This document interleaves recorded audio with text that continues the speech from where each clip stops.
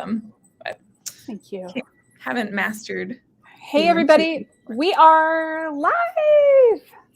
Welcome. It is December 3rd, 2021. And in our tradition, we do a WEN-Talk every year on my birthday. So it's my birthday and we're doing a WEN-Talk, and I'm excited to be here with my friend, an amazing speaker who's going to be talking on an amazing topic today that you do not want to miss. Carolyn, I'm going to give you the stage. Thank you. Right. Thank you so much, Haley. My name is Carolyn Bird. I am a licensed massage and body therapist, bodywork therapist, and then also a health coach. And through my coaching, what I have seen a lot through with my clients and then the practitioners in my health center, all of whom are solopreneurs. So they all manage their own practices here. So they are small business owners just like yourself. But what I see a lot is struggle with failure. So what we're going to talk about a bit today is reframing failure and sort of getting cozy with it and why that is so very important to our long-term success. And I know, especially this year with COVID and the struggles that has had on small businesses with our mandatory shift and pivot and recreating ourselves, I hear the stress and even like identity crisis that can go along with dealing with failure. So I have dealt with failure quite a bit in my life, and some of it was more linked to an identity, and that was due to circumstances where I took on that I was a failure, which later learned is not true. Yay. But then also events in my life where I didn't show up or I didn't realize how to utilize failure and to empower me, to move me forward. So we'll dive right into that. So this speaking engagement is one that came about. I was sitting talking with my content creator. She's getting ready to help me with a couple different projects and really wanted to understand who I am and how she could best represent me, my tone, my background, really get to know me. And as we're going through my story, I was giving her information about how my dad that left when I was very young, and that presented a lot of challenges that I later learned to learn from.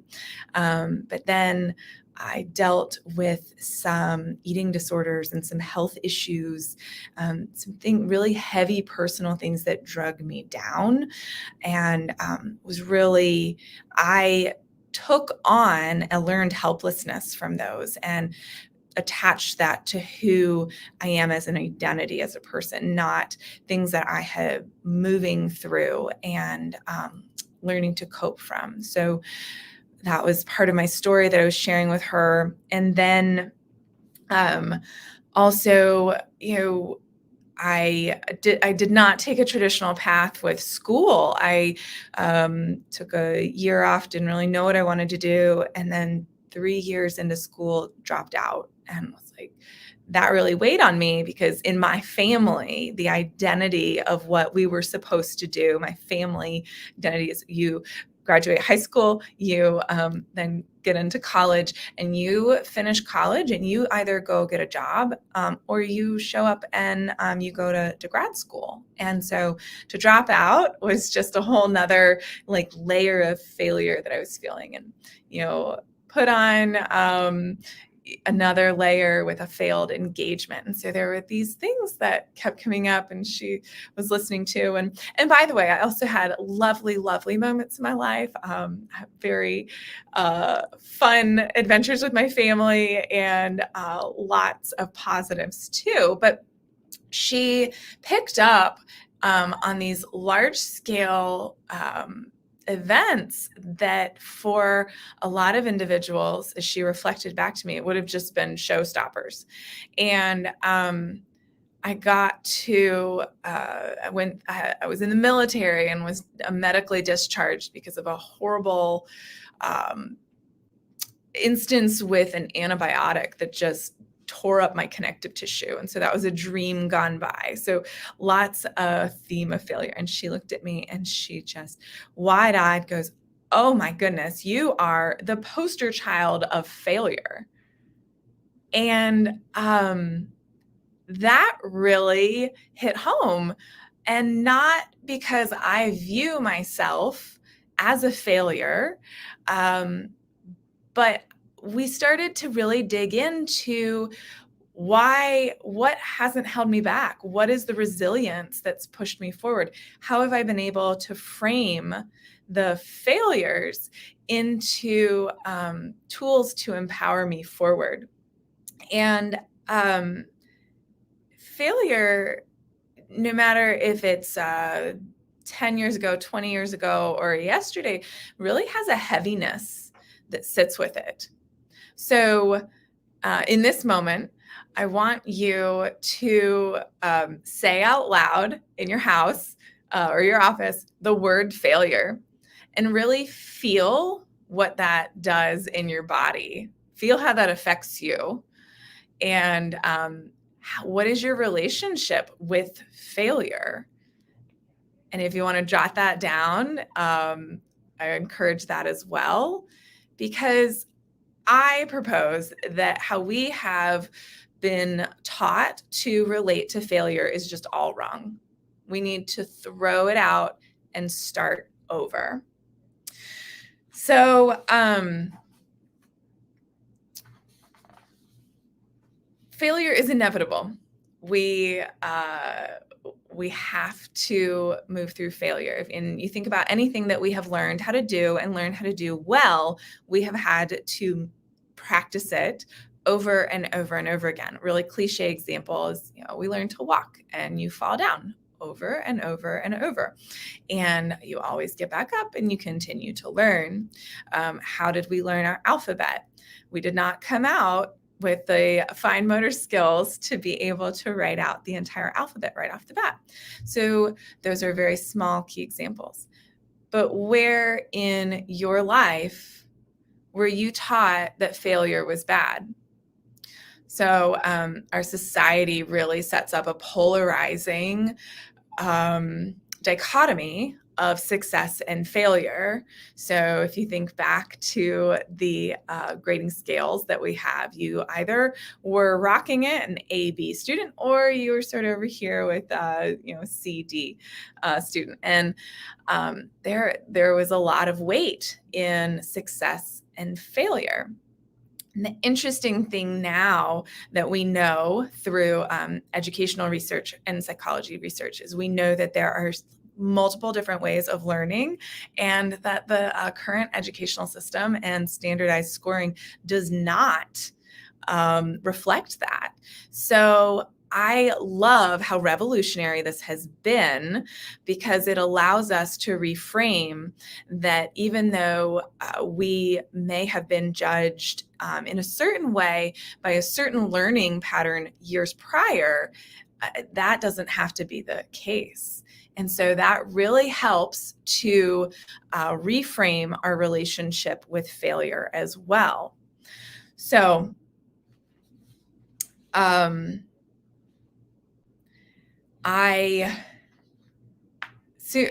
after that discussion with my content creator, I was interviewed for a magazine, and the interviewer asked me what I would tell my younger self. So what if I had one piece, a nugget of wisdom to tell my younger self, what would it be?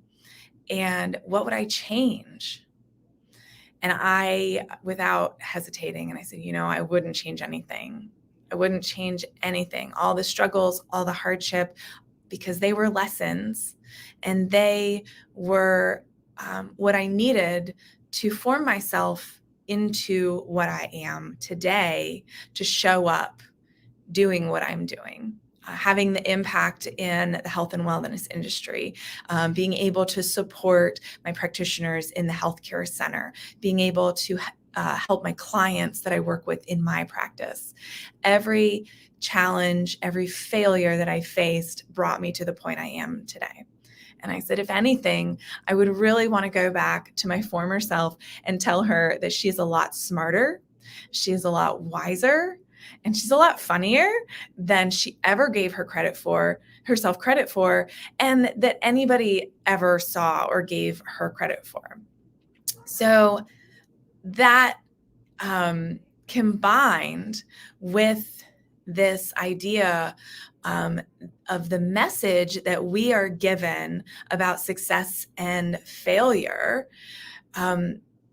really digs into the heart of the need to reframe and redefine how we face the failures in life. So currently, as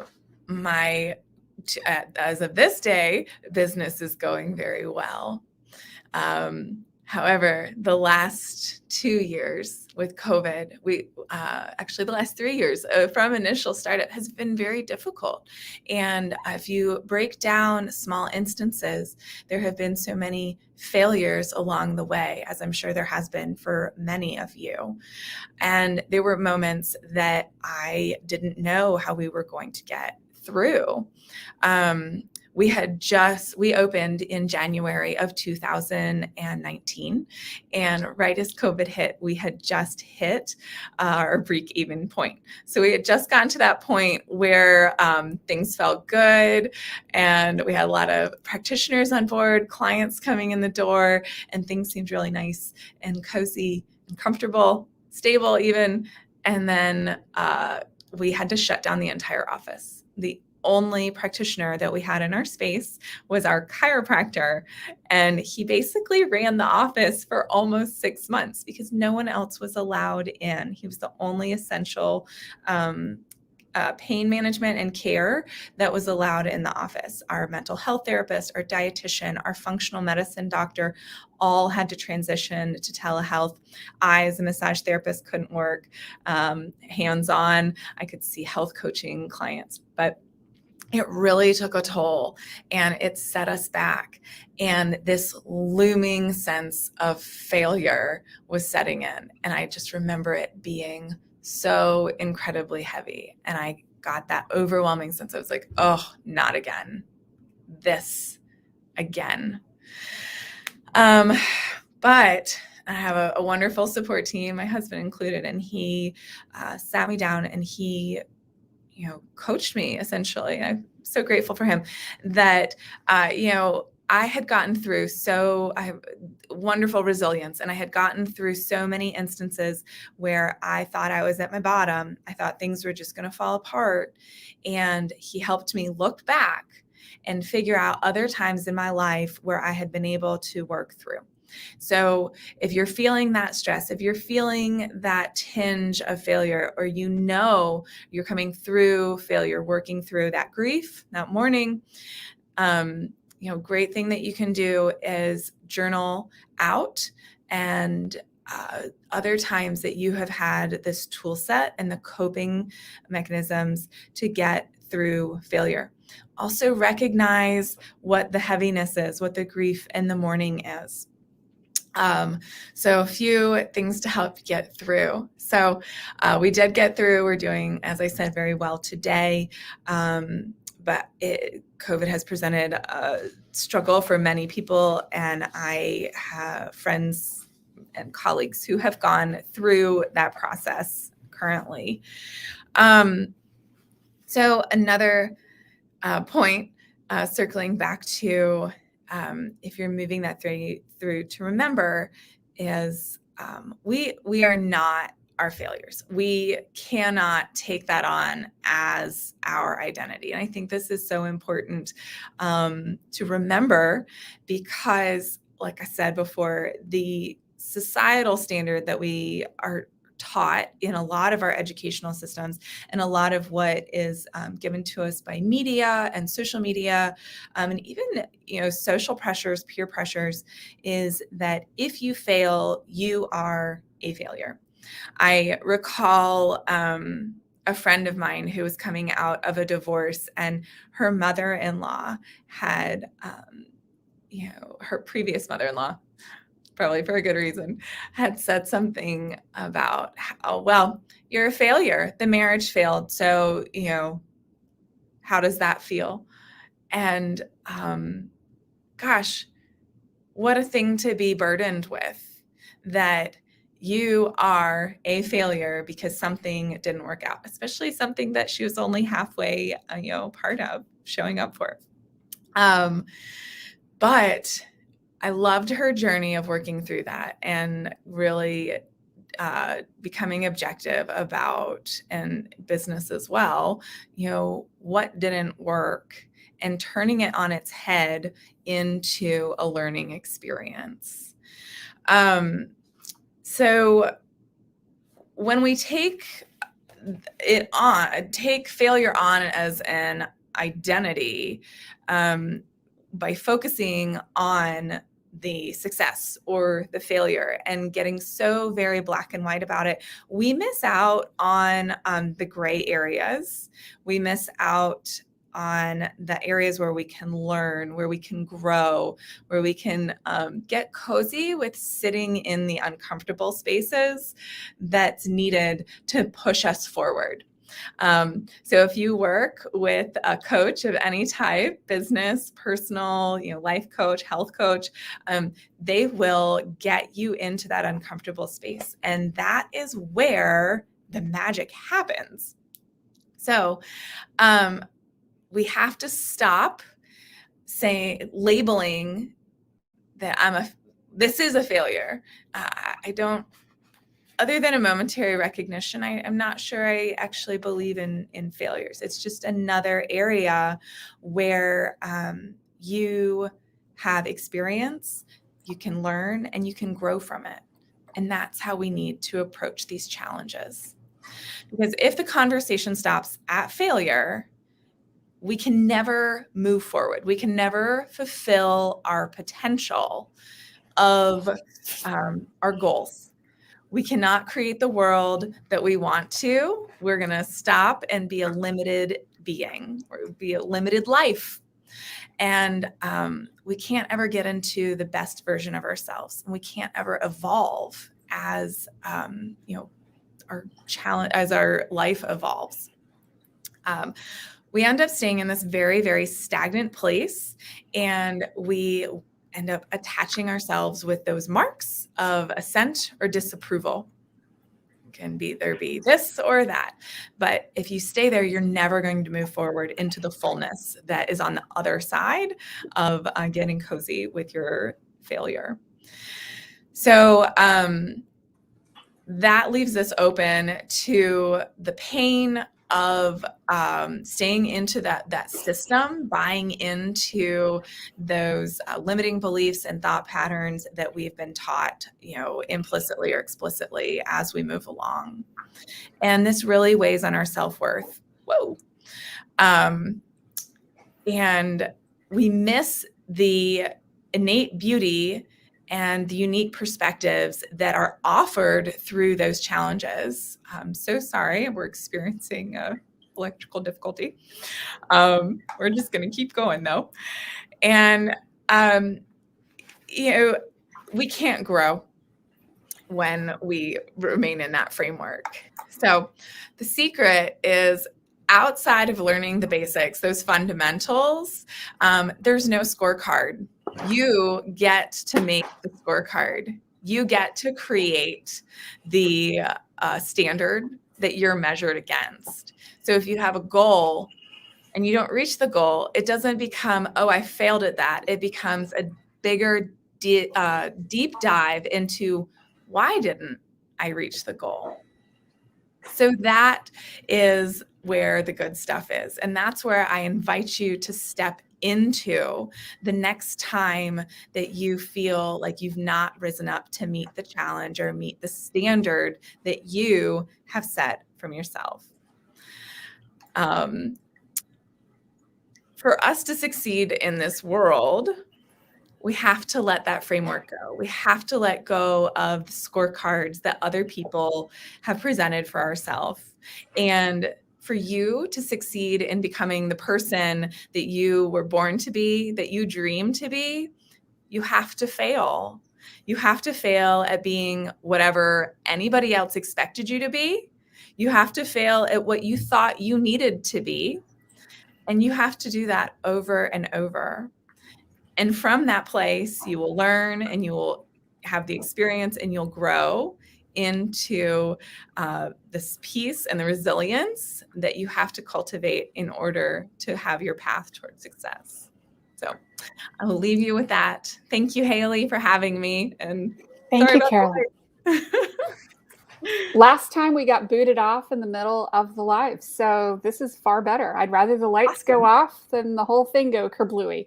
Perfect. So perfect. Awesome. Perfect. Thank you so much for talking about that today. Because, you know, a lot of times we don't embrace the failure and recognize that it's just one more step along the path to success. Yes, it is. And if you don't fail, you'll never succeed. Never. And I'm sure many of us have seen that awesome infographic that has the X and Y axis.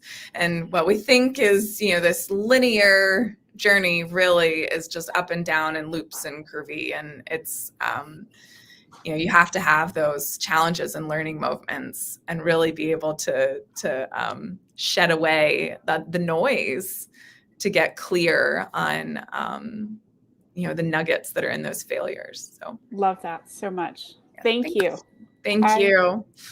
I appreciate you being here, and thank you for being a speaker today. And we're going to move on to our next speaker. Thank you, Carolyn. And we are going to add Jessie and flip spots in the amazing, wonderful world that is technology. Welcome, Jessie. I am so excited and happy to see you again and have you here. It's been far too long. It has. But before you say anything, you know what I'm going to do. And you know what? I'm going to do it in French just for you. Joyeux anniversaire. Joyeux anniversaire. Joyeux anniversaire, Haley. Joyeux anniversaire. Happy birthday! Thank you. Merci. Gracias. Obrigada. Prego, de nada, de rien. You're welcome. Thank you. And with that, I give you the stage. Thank you so much. Oh, you're so welcome. I didn't want to send you anything before. I just wanted to do it live and be awkward how it is, because that's what we're going to be talking about today also. Get out of our comfort zones, be awkward when we need to be awkward, and just be ourselves. And today, why did I choose this topic? Is because right now I'm actually working with quite a lot of clients that have an issue with that. And that's why I wanted to tell it to this amazing badass community. So let me ask you a few questions before anything else. So, do you hate the way you look in photos? Do you wonder why other entrepreneurs, other women look amazing in pictures, why you are not photogenic? And that's only what you think, but that's not the case. FYI, you're convinced of it. And you even feel hopeless because you don't like any of your pictures. Well, if you say yes to that, I just want to say that you are not alone. In fact, this is a common issue with many women. And that's what I decided to focus on this today. You know, we're all entrepreneurs here. We are all business women. We are all here to show up, to level up, to scale, to inspire, to serve. But therefore, we need to be seen. We need to be visible. We need to stop hiding. We need to show up. And we can show up in different ways. And today, how I want you to feel confident and comfortable is by showing up in pictures. How to feel confident and boost your image with pictures. That's why I'm here for you to help you with. So, once you feel more comfortable and you have some knowledge, you know what? You will immediately feel more confident as a woman and in your business. Before we go any further, I didn't even introduce myself. I sang for you in French. I made a fool of myself because I cannot sing at all. But oh well, here, that's me. I'm Jessie. I'm an on-camera confidence coach, so I don't give a shit about feeling awkward. And I want you to feel the same. So what do? I help women feel more confident with their image, being the face and the voice of their business, so they can show up and really be the CEO of their business, of their life even, and be that powerhouse that you are. So that's me in a nutshell. And before anything else, I want to make something very clear about what I'm going to be talking about. I'm not talking about looking thinner. I'm not talking about having a perfect skin. I'm not talking about having a wardrobe full of outfits to create a beautiful image. I'm not talking about having a lot of money to have amazing pictures or a professional shoot. I'm not talking about all of that. So I just wanted to make clear, this is just to level up and not to change who you are, because you are beautiful the way you are. Cliche or not, it is the way it is. I truly believe that beauty comes from within, and with confidence, you can change your whole state of mind and the way you are perceived and how you perceive yourself. So I was a model agent. I was a stylist. I'm still a stylist, but I was a model agent.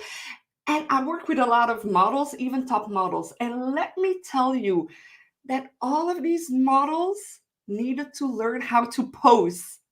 They didn't know how to pose. They didn't know how to look good on picture. For most people, it's not natural. And even top models need to be on set for hours to get one pictures. So I hope that makes you feel better. Even top models are working hours for one good picture. We're not going to work hours for that. But just to let you know that we're normal human beings. And so if it takes a little while to get the hang of it, that's okay. So the goal here again, not to be a top model, is about leveling up your confidence in taking your pictures. And it's not to make you look like someone else.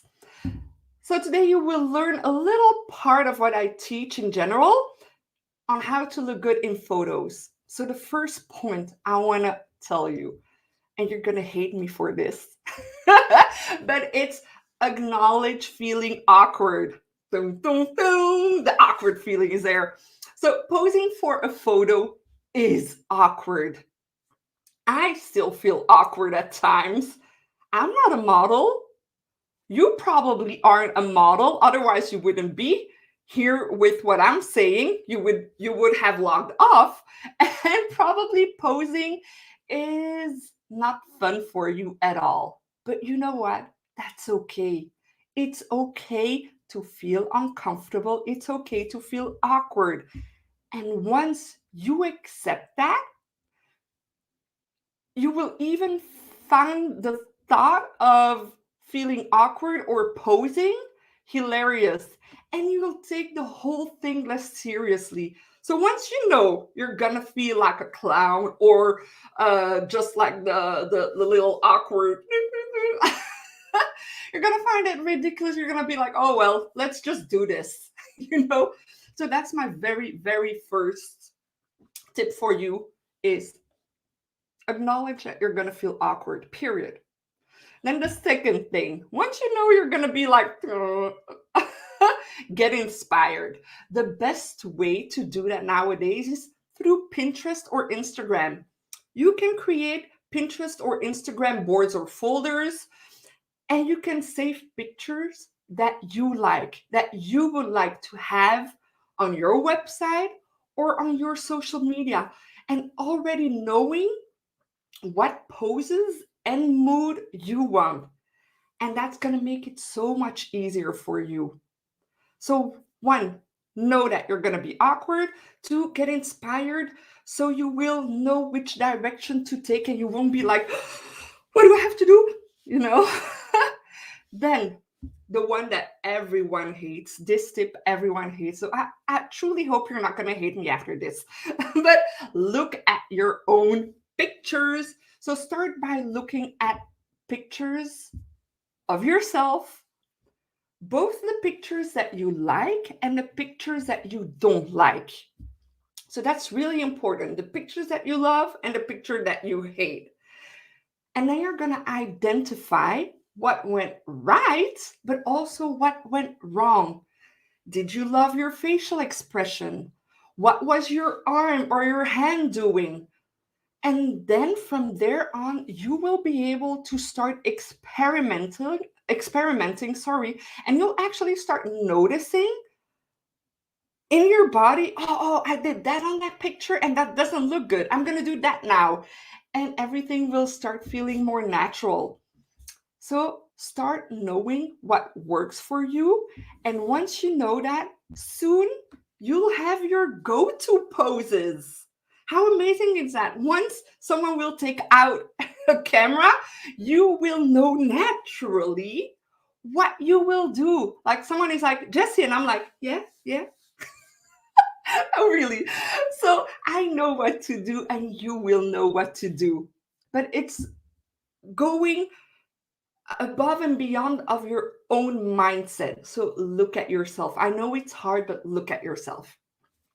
Then the fourth tip I can give you is find your own personal, non-professional photographer, aka your husband or your girlfriend, or in my case, my kids too. Look for people who genuinely want to help you and are truly your cheerleader. So people that make you feel comfortable. Because when you're with someone that trusts you, even though, remember, you will still feel cringy and awkward, those people will create an environment where you will try things out, and they even might help you with things that look good or not. So have a friend, a husband, kids that won't shame you into embarrassment and who won't shame you because they have to take 1,000 pictures of you until you settle to the ones that you actually like. So because you're still practicing. So what can you do to make it easier for the person so you won't feel as bad for them? Is show them. Remember your Pinterest board or your Instagram folder? Show them what you're aiming for. Show them what you want to have at the end, approximately. And then shoot. So that's really what I would do. So the 4 main tips, mindset-wise, is acknowledge feeling awkward, get inspired, look at your own pictures and get someone that you can trust, your own cheerleader, your own non-professional photographer. Okay. Now, we talk mindset. I'm going to move over to real tips and tricks into posing. So the basic rules of photography and the basic rules of posing. So the first tip I tell everyone I call it the NFC method or the chin tip. So how can you look more confident and more relaxed in pictures? Well, the first thing you need to do is get your angles right. The main problem that I see that people are having is that they're having their head straight, so always straight. But that doesn't look good on pictures. You have to tip your head a little bit, but not tip it backwards, right? So what I see the most is straight or like this. You see, it doesn't look good, but it's something we do naturally. So now that you know that, you will start to notice it. So what can you do instead is the NFC method. It's find the right position that creates a nice jawline for you. A nice jawline for you, you can call it your strong side. You know, most of the time you're like, oh no, let me pose that way or that way because you like that side better. Well, that side is usually your strong side and the side you should be using in pictures. That's your dominant side of the face and the one that you most likely will prefer. So let's go to the NFC method. Okay. What is I'm losing my words. So what you get to do is you get to your forehead, your neck, forehead, chin. So neck, N, F, forehead, C, chin, N, F, C. So what you get to do is stretch your neck, put your forehead a little bit forward, and tilt your chin a little bit downwards. So actually from the side, you're really like this. It's weird from the side, but it creates a longer neck. And then when I pose, I'm not like this. You see the difference? I'm posing. NFC method, not NFC method. And my head is the same way. It's just that I'm stretching everything. So that's a great way to elongate everything and to look stronger. So my second tip is rolling it back. Take a deep breath, roll your shoulders back, and don't even think about what you're doing with your hands and arms right now. The real secret is to still be powerful and feel strong in your mind. So the intention, when you're rolling it back, I'm not like this. No, I'm rolling it back and still feel strong. So think of a female inspiration that is strong and powerful, and instantly you will feel more strong and powerful. So this will give you a more relaxed way because I'm not like this. I'm rolling it back and still feel powerful. And I'm not like this.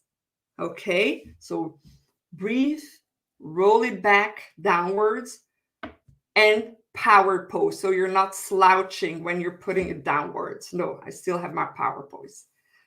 So that's the second thing, rolling it back.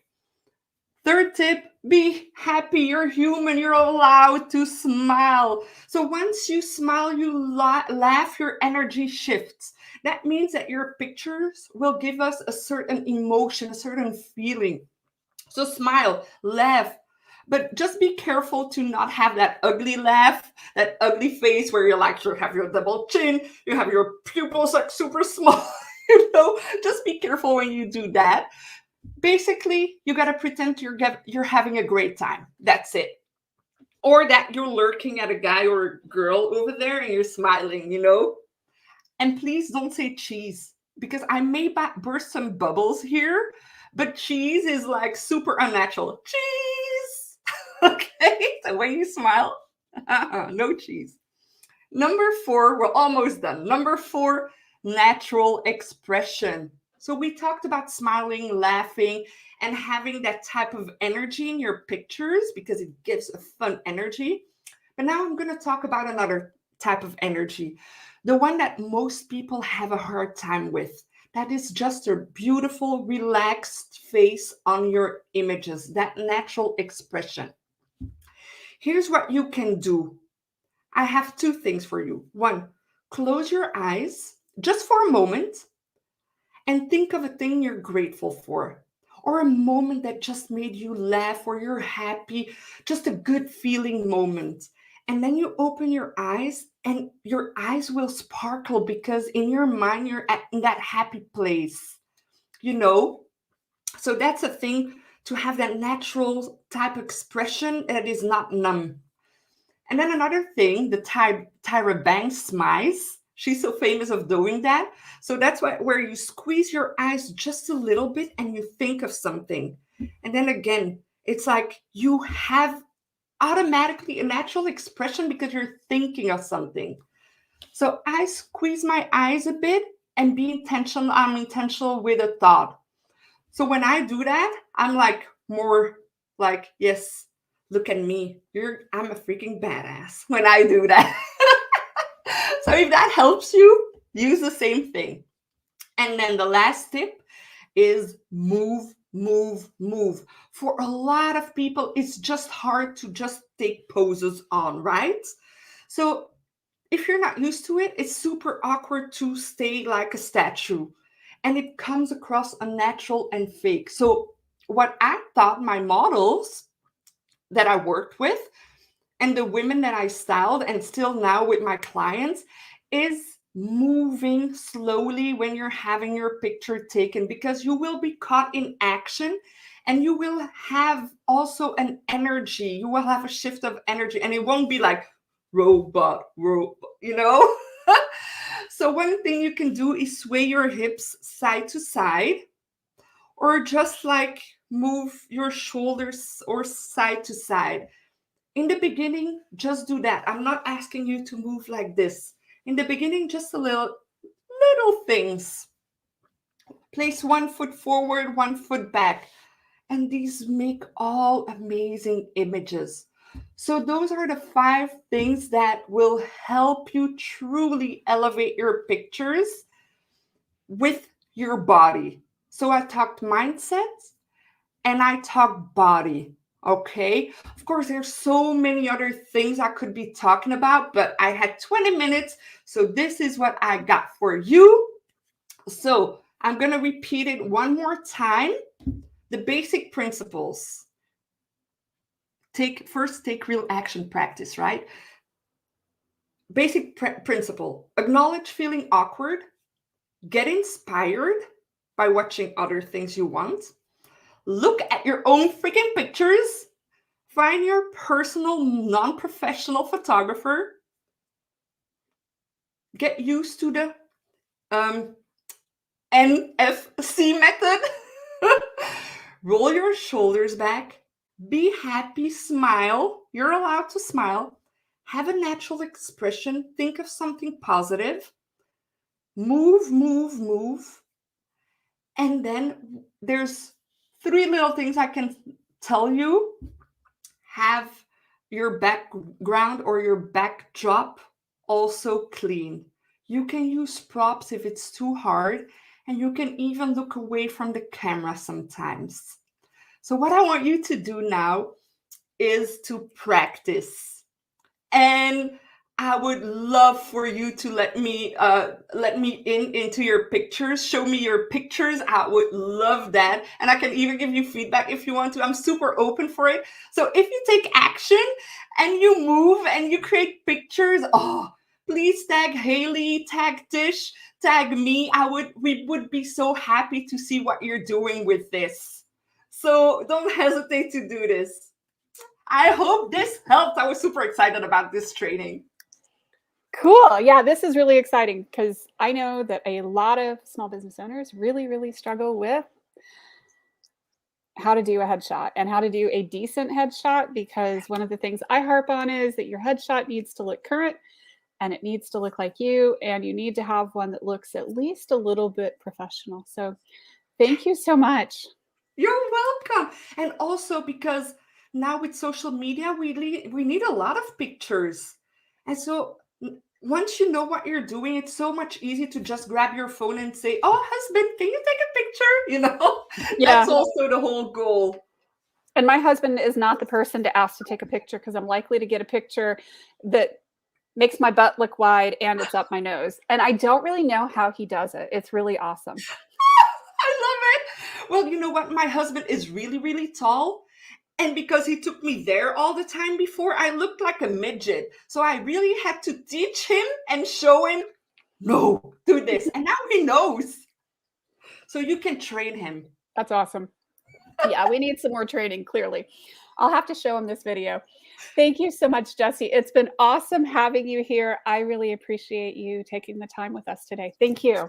I appreciate you and enjoy your birthday. And I always tell you, but I want to end with this. You are a wonderful human being, Haley. Oh, thank you. Bye, Thank you so everyone. much. Bye-bye. Thank you. Hello, Raquel. Welcome. Hi, Haley, and happy birthday. Thank you. So happy to have you here. And this is really, really an honor to have you here and speaking with us today. And y'all should know, Raquel is an investment advisor working in the financial industry for over 20 years. And she is a wife and a mom. So she gets all of this financial stuff and all this financial literacy stuff. So I am really excited to have her here today. Thank you, Raquel, for joining us today. And with that, I give you the stage. Thank you. All right. Thank you once again. And thanks for having me. I'm so excited today to be able to share with you guys some tips about finances, right? It's a really hot topic, and it's probably one of those topics that gives people a lot of heart palpitations and gives them stress, right? And so it's something that we need to know more and more about. And it's also a world that is changing so often for us. So just to share with you, first of all, like Haley said, I've been in the financial industry for 20 years, and I get so much joy out of sharing simple concepts. And the reason why is because we're not taught, we think about it, whoever teaches us about money, and what they teach us is also very, very simple. And, we grow up, we go to college, we get a degree, we start a business, like all the wonderful women on this cast today.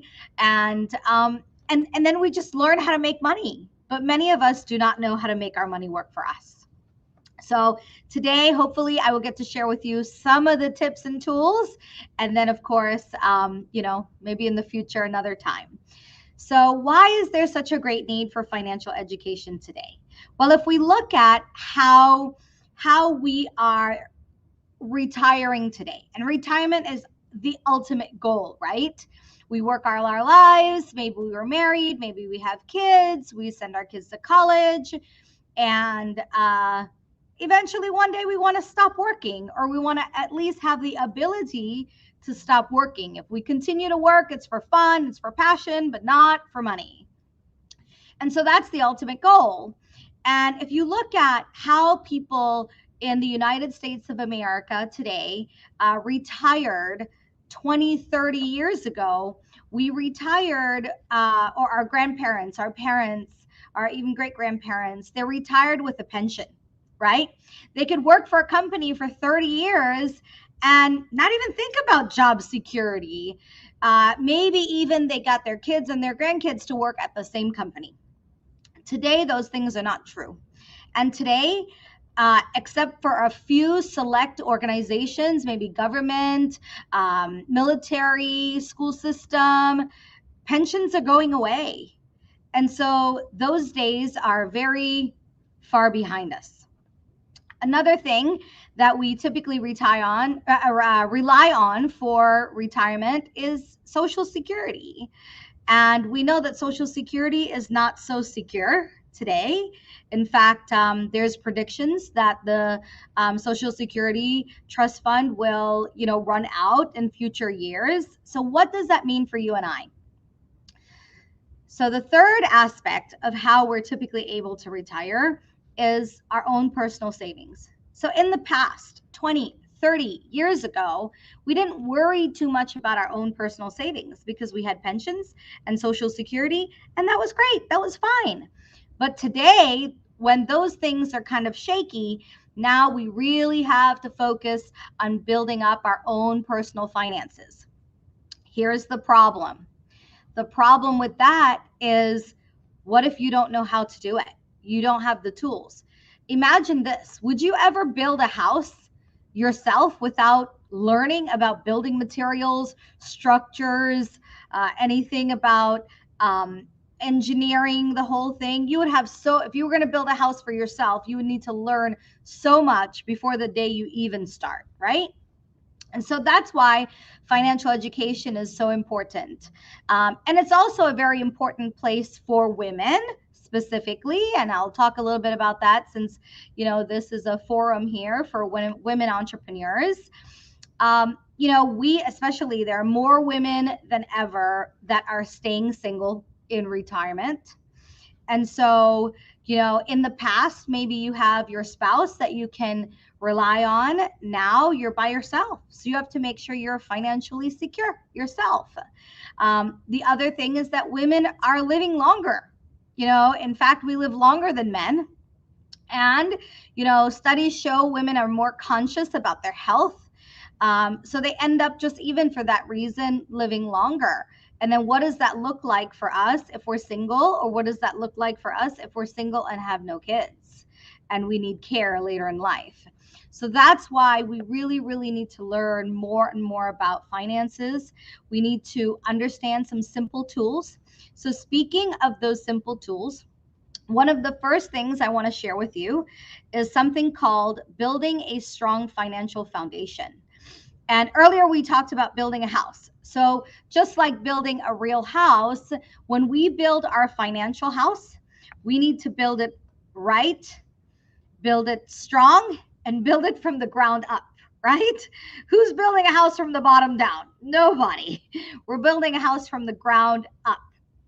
And so even though the foundation of our house may not be the sexiest part of our house, when you buy a house, you don't, bring your friends over and run downstairs to the basement or the bottom floor and hit on the floor and say, wow, look how strong it is. No, we don't do that. But the fact is, if we don't have a strong financial foundation, then it's going to fall apart with anything that threatens it, right? So the first level of making sure that we have a strong financial foundation is protection. Protection, I can define as 4 things. 1, health insurance, life insurance, disability insurance, and long-term care insurance. Now, those topics are really boring and nobody likes to talk about it. But the reality is, you could have thousands of dollars sitting in the bank. If you don't have the proper insurances, let's say, for example, you don't have the proper health insurance and you need one surgery, what happens to all of that money? It could be gone in a second. And then our whole financial house crumbles. It's one of the lack of a strong financial foundation is one of the largest reasons people file bankruptcy today or lose their homes or even divorces, right? So it's something very important. So even though not a sexy topic, that's something we need to focus on. And I want to especially make a plug for entrepreneurs because, as entrepreneurs, we spend a lot of time sometimes struggling financially. We put everything we own into our business, into this baby that we want to build up. And, all our hopes and dreams are there that one day we become, financially free from it. But in the meantime, we need to protect ourselves. And in the meantime, we need to prepare for things that can happen along the way. So that first level or that first layer is protection. The second thing, that second level of our house, is we need to reduce debt, right? Now, not all debt is bad debt, but we need to get rid of high interest debts and debts we cannot write off. The next thing we need to do is we need to build a proper emergency fund, especially if we're an entrepreneur. Things can happen. I mean, look how many businesses were affected because of COVID. I mean, there are businesses that aren't even in business anymore because of COVID. And then there are businesses that didn't exist before that are booming right now because of COVID. So things can change for us anytime. So we need to have a proper emergency fund. And then finally, we need to make sure that we're building a house and not forgetting the roof. You know, what happens if you build a house and don't put on a roof? There's going to be all kinds of damage that happens. So the roof of this financial house is investment. We need to invest properly. And speaking of investing, there's 3 key things I want to talk about. And there's many different things I could have talked about, okay? But for the sake of time, I'm only going to talk about 3. One is time. The time, you know, I'm sure many of you guys have heard the saying, time is money. Well, it's true. Time is money. And the earlier that we can get started saving, the better. Because every day we wait, we have to save even more tomorrow because we didn't start today. So we need to start saving early. The time value over money is very, very important. The next thing I want to share in terms of investing money is something called the rule of 72. It's the law of compound interest. It's one of the most important things. In fact, if you don't remember anything I talk about today, remember this one because it's already affecting us.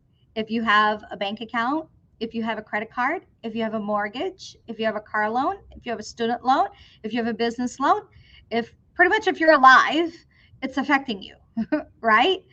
And the rule of 72 is called the law of compound interest. And ultimately, it helps us to understand how fast or how slow our money will grow. It was developed by Albert Einstein, and it's a simple mathematical formula. In fact, today I'm going to teach it to you for purposes of building wealth, but you can also use it for purposes of reducing debt or calculating debt, okay? So the rule of 72 says, if you take the number 72 and you divide it by the interest rate that you're earning on your money, it's going to give you a number. That number is the number of years it will take for your money to double. So let's talk about where most people are saving their money today.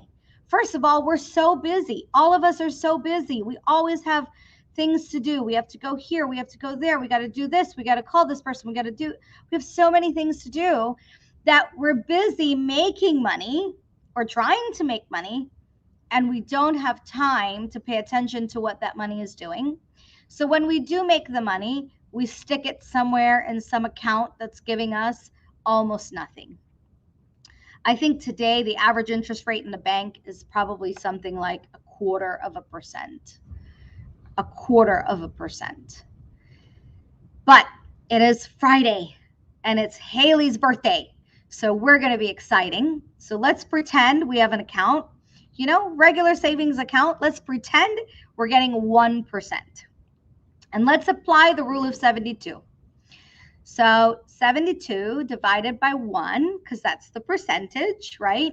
72 divided by 1 will give us 72. That's the number of years it would take for our money to double. So whatever we have sitting in that account, it'll take us 72 years for it to double. My question is, how many 72-year periods do we have left in our lifetime?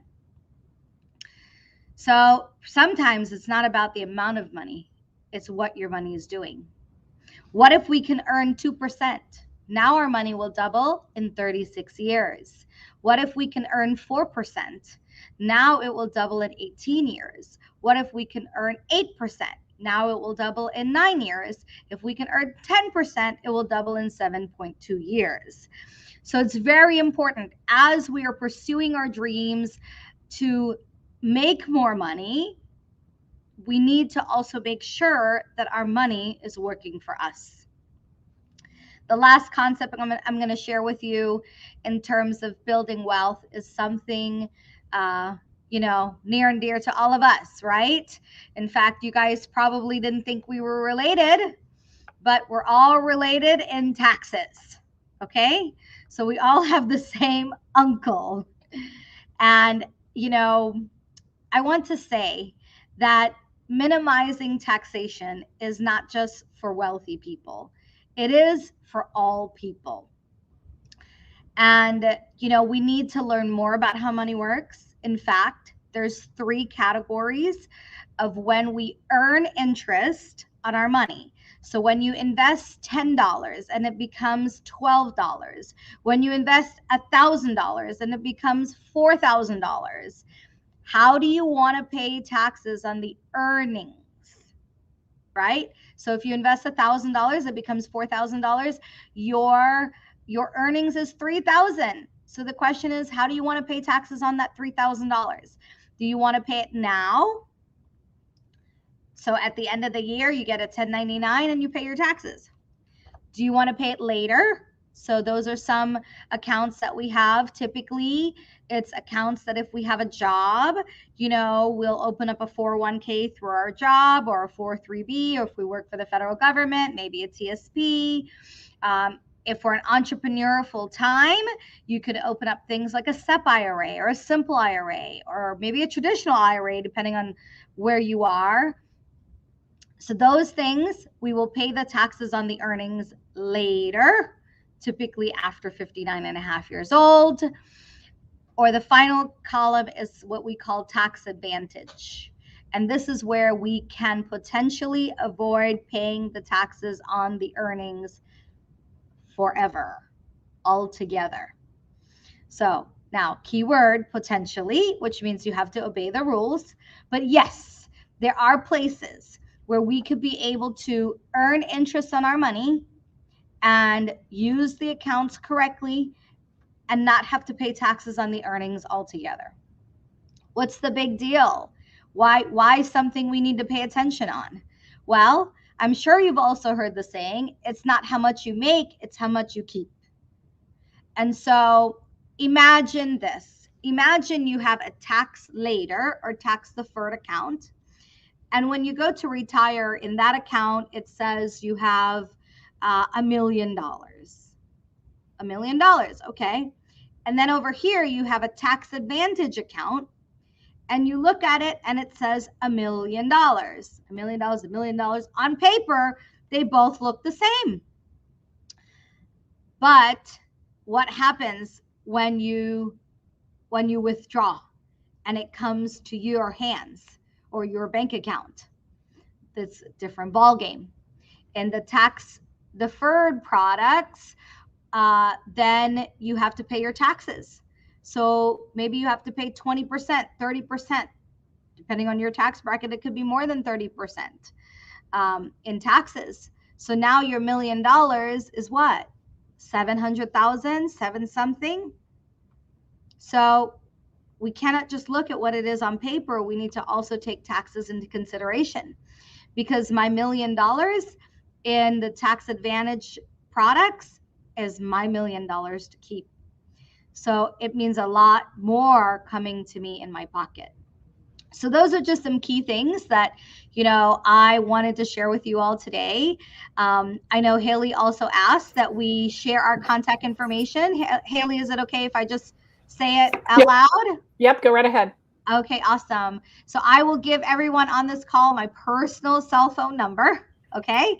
For if you have any questions, any guidance, I'm happy to help you. It's 240-388-7263.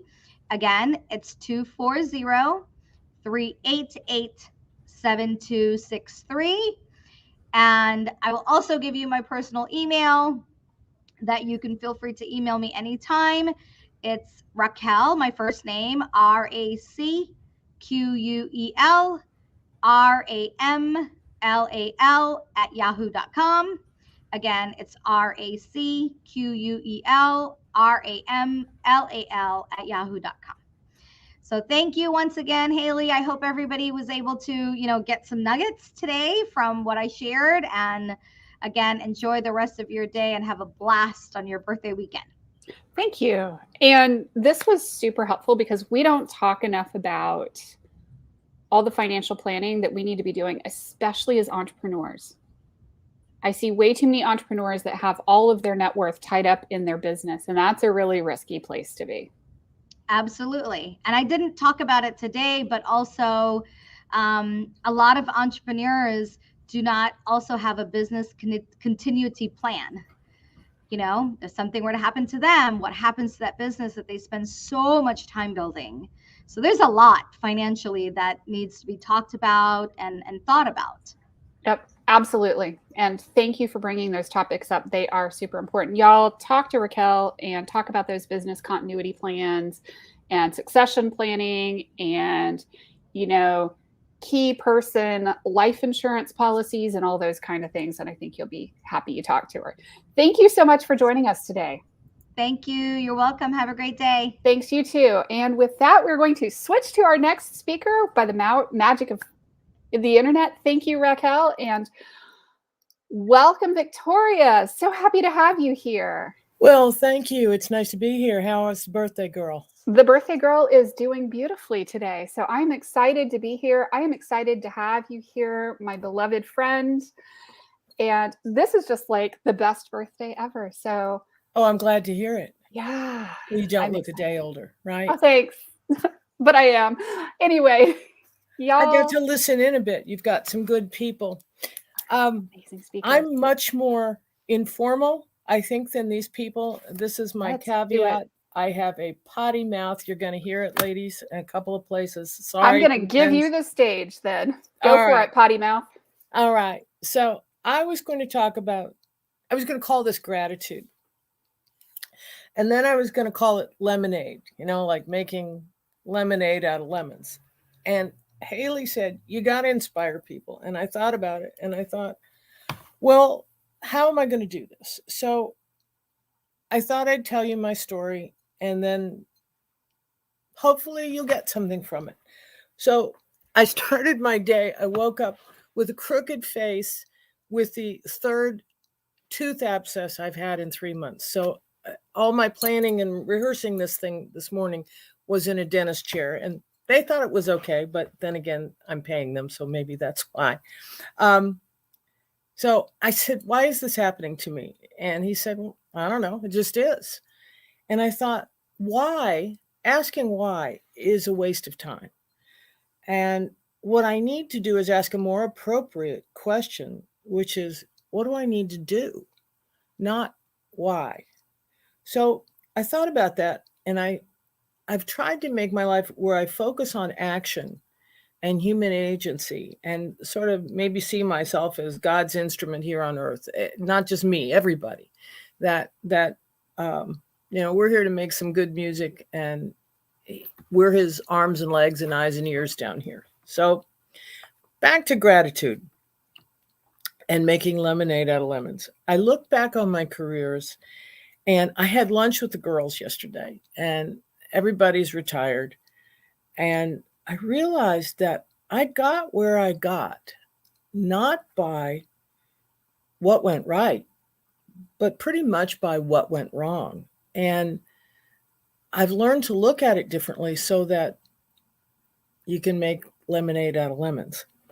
And some of these things went really, really sideways.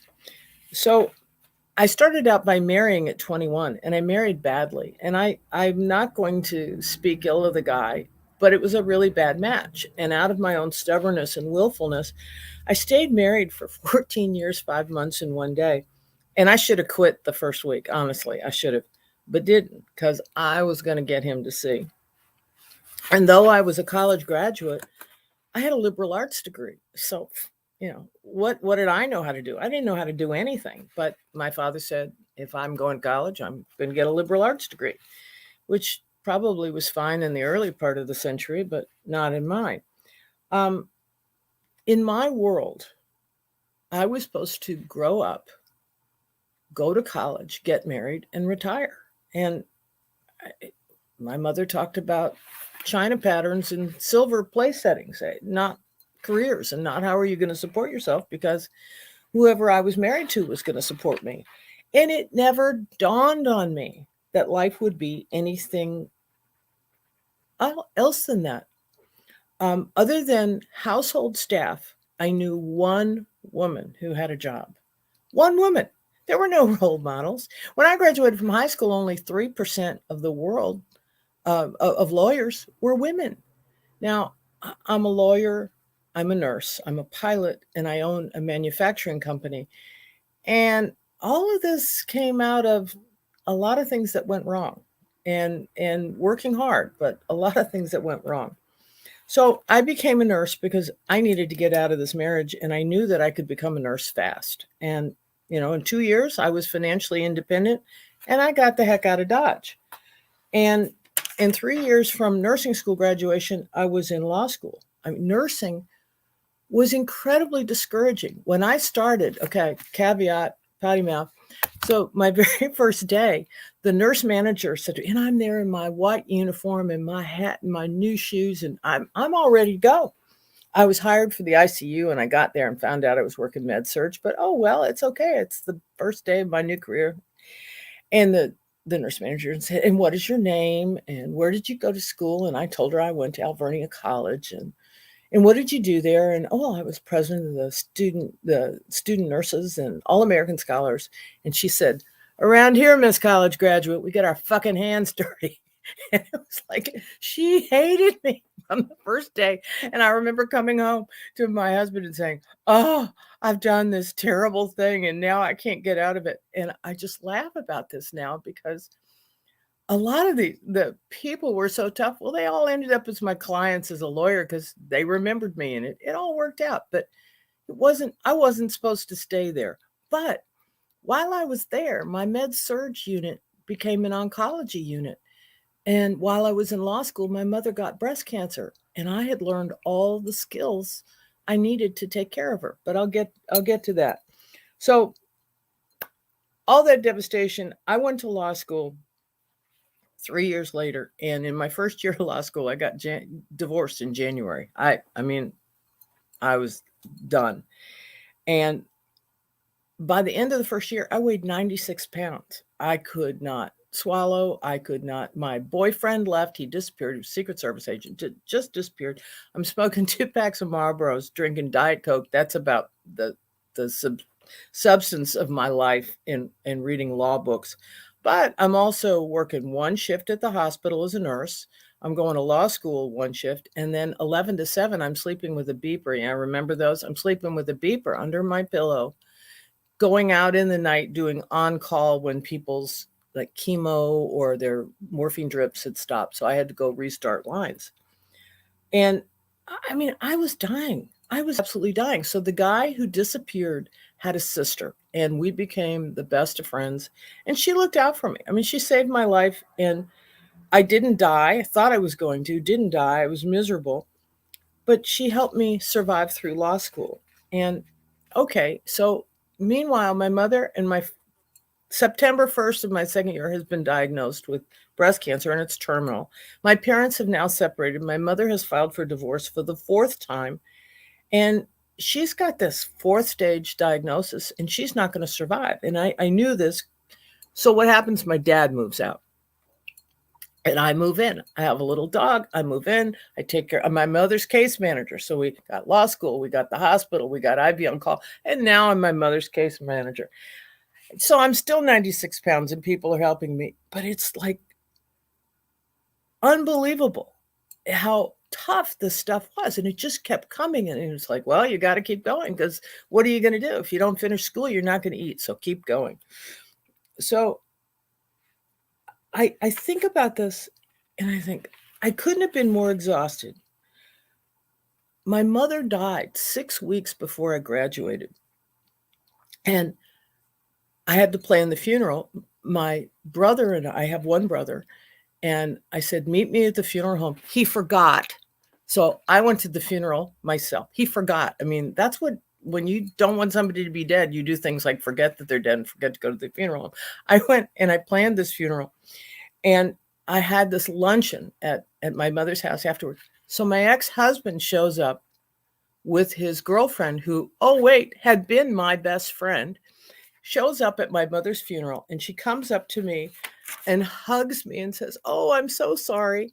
And I say, get the fuck away from me. You were my best friend having an affair with my husband. And the minister at the funeral says, aren't you being a little harsh? And I thought, oh my word. I mean, even the minister, I felt so piled on. I cannot tell you. It just kept getting worse. So I gave him the quick and dirty, the précis of what the background here was. And I left him standing with his mouth open. And I'm not a Presbyterian anymore. Let's just leave it at that. So, okay, I'm now ready to go get a job. And I've graduated from law school and I get a job. I'm the only woman in this firm. And I find out, and how do I find it? Because they asked me to go down to a city and pick up a check. And I get there and the customer, the client says, well, who are you trying to hustle? Billy Bob partner over here already picked up the check. Found out that one of the partners was embezzling from the others, and I was the bearer of bad news. And the one partner was so drunk and so pissed off, he hit me. So, okay, I quit. I went and worked for another male firm. But they taught me family law because they didn't want to do it. So they taught it to me. And I thought, okay, I didn't want to do this, but at least I got a skill here and I'll go. I mean, I've been divorced. I know how to do this, I guess. So I went out and did this. And I started my own firm from my kitchen table in my little townhouse. And I had this lady who came in. I was like her 75th lawyer. I should have known, right? And I said, what happened to your last lawyer? And she said, oh, I hit her and broke her nose. And I thought, okay, I got to have an office. I got to get this out of my house. So put in a little yellow page ad, got an office on the main road, like a mile away. And there I was. It was one thing after another, but you got to keep going. You got to put one foot in front of the other. So 3 years later, I meet the man of my dreams, and it's been 20 years. We will be married this month, 20 years. I met him in August and in October, and 11 weeks later, we got married. And, everybody said, she's crazy. This is never going to work. And it's like, I was so done with the dating world. I was so done with meeting jerks, so done with meeting drunks, so done with, you know what I mean? Just so done. And this wonderful man comes along and changes my life. And he's a divorced father of 2 kids. So we had all the crappy custody stuff. We had, the parent alienation and hate your stepmother and all that crap. I'd get it if I'd been the other woman, but I wasn't. He was divorced when I met him. I mean, all this stuff. And I thought, how can I use this? How can I put this together? Well, I was finding that people were telling me things in my practice, and I knew that because I was living it. And it made me empathetic. And it made me patient, and it made me encourage peace instead of stirring the pot, instead of getting life all ginned up and, going to court and spending the kids' college funds and all that stuff. No, looking for a deal, looking for settling it down, looking to be that example of you can do this, you can survive, you can go learn a new trade or learn a new job. You can make it. And it enabled me to be the role model for a lot of people of, look, if I can do this, you can do this, because I'm the unemployed debutante who never thought I was going to work in my life, right? Here I am. My mother one year gave me a book for Christmas, a blank book that I was supposed to put in what I served at dinner parties so I wouldn't serve the same thing twice. And I'm I'm getting hit by law partners later on. I mean, I was totally unprepared for all of this, but you got to keep going. So my husband said, you need a website. I was the first lawyer in town to have a website. And he said, we got to do something different with your advertising, because he was in advertising. And that website brought people to my door. And then people knew that I had been divorced, and people knew that we had custody problems, and people came and they told their friends, and it built a firm. And it built the firm on tough stuff that was happening, not the great stuff. I mean, I didn't learn from good times. I learned from these tough things. I had clients murdered. I had an average of 5 suicides a year. I had kids getting kidnapped. I had 2 men with guns come in and pull a gun on me saying, you're going to change that agreement, or I'm going downtown and I'm going to kill my wife's lawyer. And, all kinds of crazy stuff that I was never prepared for. I mean, criminal lawyers don't get shot. Family lawyers get shot. So, that was my life. 7 years ago, Thanksgiving, my husband and my brother and I are having lunch. And my brother is telling me, my left arm hurts. My left arm hurts. And I said, well, what's going on? He goes, well, I'm taking statins, and I think it's from the statins. And I said, I don't think so. I think it's cardiac, and you need to see somebody. Well, fast forward, by midnight, he had had a quadruple bypass. I'm the co-owner of the business. I don't know the employees' names. I don't know the customers' names. I don't know if we're net 15, net 30. I don't know what the cash reserves are. I don't know anything other than I'm now a manufacturer. That was Thanksgiving. By New Year's Eve, I had sold the firm to my associates. And on January 2nd, I was in the family business being a manufacturer. My brother's okay. My brother was able to fix his heart. He's one of those guys. He was a runner. It wasn't like he was a smoker, drinker, fat guy. He was a runner who had just a genetically bad heart. And he was able to really turn his life around and get his numbers down. And he's been working in the business ever since. He's 7 years younger and he's doing well. And I retired a year ago. But I'm reiterating to all of you, it wasn't the good times that got me there. It was embracing the bad times, and instead of fighting against them, saying, yep, okay, this is how it is now. What can I do? What human agency? What can I do about this? And figuring out what I could and how to make the best of it. When you're grateful for everything, it teaches you. It enables you to be a role model for other people. And, I could talk about, as a lawyer, y'all need to have your own accounts in your own money, because if your husband drops dead, you need to be able to quickly have access to money before the bank accounts get closed by the government until they get it sorted out. And that happens a lot. You can't get into a safety deposit box until the IRS gets there, stuff like that. You need to have your own money. So that's my one piece of legal advice. But more to the point, you need to understand life is going to happen on life's terms, and you have to be ready for it. And you have to embrace it. And you share it with everybody you know, and you be the best role model you can be, and you give away. You just keep giving it away and giving it away. And the more you give away, the more comes back to you. And it's amazing how it works. Someone recommended a book, Give to Live, and I read it, and I highly recommend it to all of you. But there's a PS in all of this. So the best friend whose brother was my boyfriend that I was going to marry, the best friend who really saved me, she married my father. So she had been seeing my father all along, and I didn't know it, but she married my father, which makes the boyfriend my uncle. So you never know how stuff is going to turn out. And the life lessons just keep on giving. But if you don't laugh and if you don't just keep moving forward, you're going to die. And I'm 65 and I'm determined not to die anytime soon. I just got over COVID, both my husband and I, and we're still here. So be grateful for it all. No rain, no rainbows, and love one another. So thanks, everybody. And excuse the potty mouth, but it's how I get through the day. That's awesome. Thank you so much, Victoria. You're welcome. This has been awesome. Yeah. Excuse the potty mouth. Sometimes the potty mouth is how we survive it. That's right.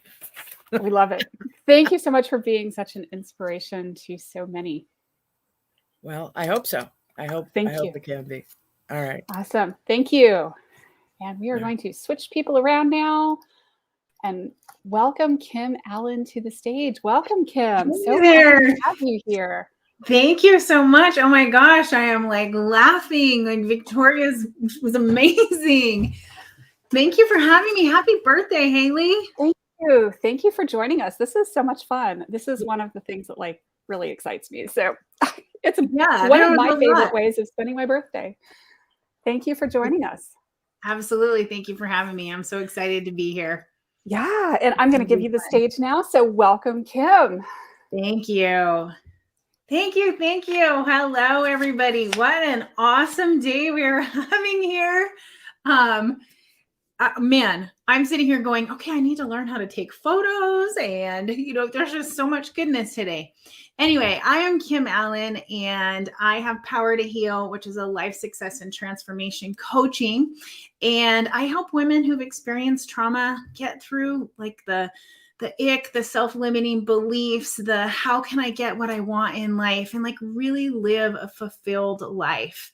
And as I was preparing for this today, I was thinking of so many different things. And with it being Haley's birthday, I was like, she celebrates her birthday for the whole month. How cool is that? And it really got me thinking about how we celebrate ourselves.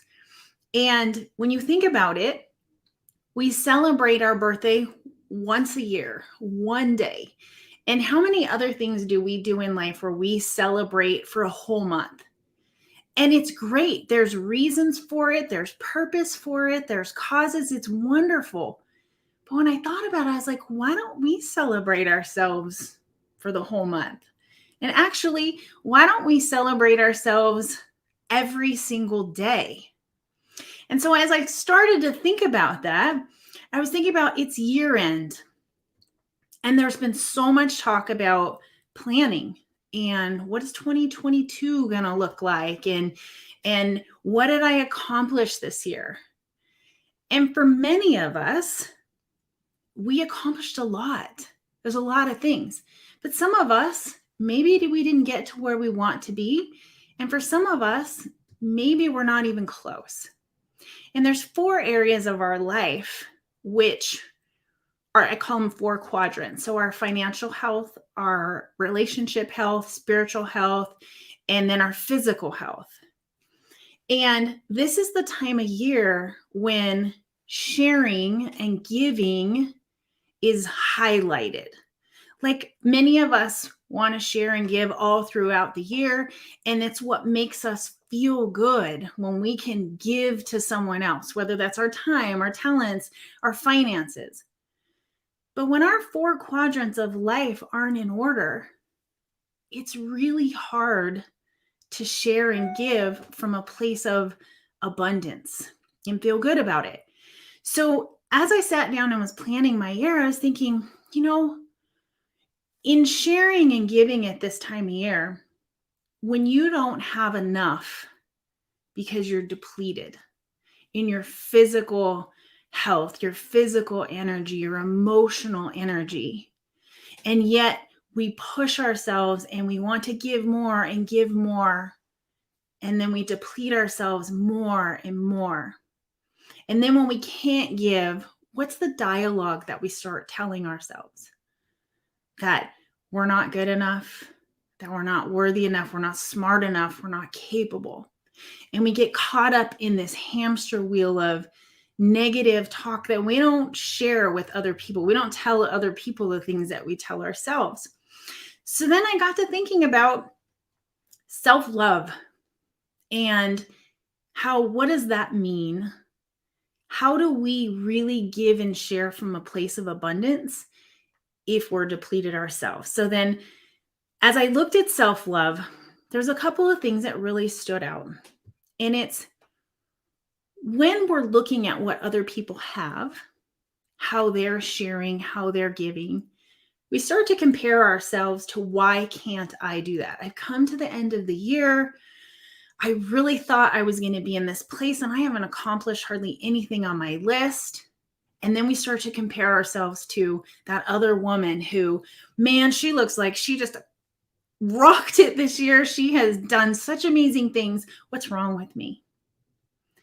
And here's the thing. We heard this a couple times today. Failing, you only fail if you quit. Failing is where we learn. Not doing the things that we had on our list, give yourself grace. You can't change it. That's where you're at right now, right? So take an inventory of your life. Because if you want something to show up different for yourself next year, you need a baseline to start with. So in those 4 areas, your finances, your spiritual growth, your physical growth, and your relationships, where are you right now? Like, honestly, like look at this past year, look at your life. What are the things that are affecting you that brought you right here? What are your wins? What are the losses? What are the pains? What are the wins? Where are you honestly at right now? Because you can only start where you're at right now. You can't start in that woman next door's wins and goals. Even if you may want something similar to that, You can't start there. You can't start when you say, well, if I can do this, then maybe I'll love myself enough and think I'm worthy enough to get to the next goal in life. No, that's just not how it works.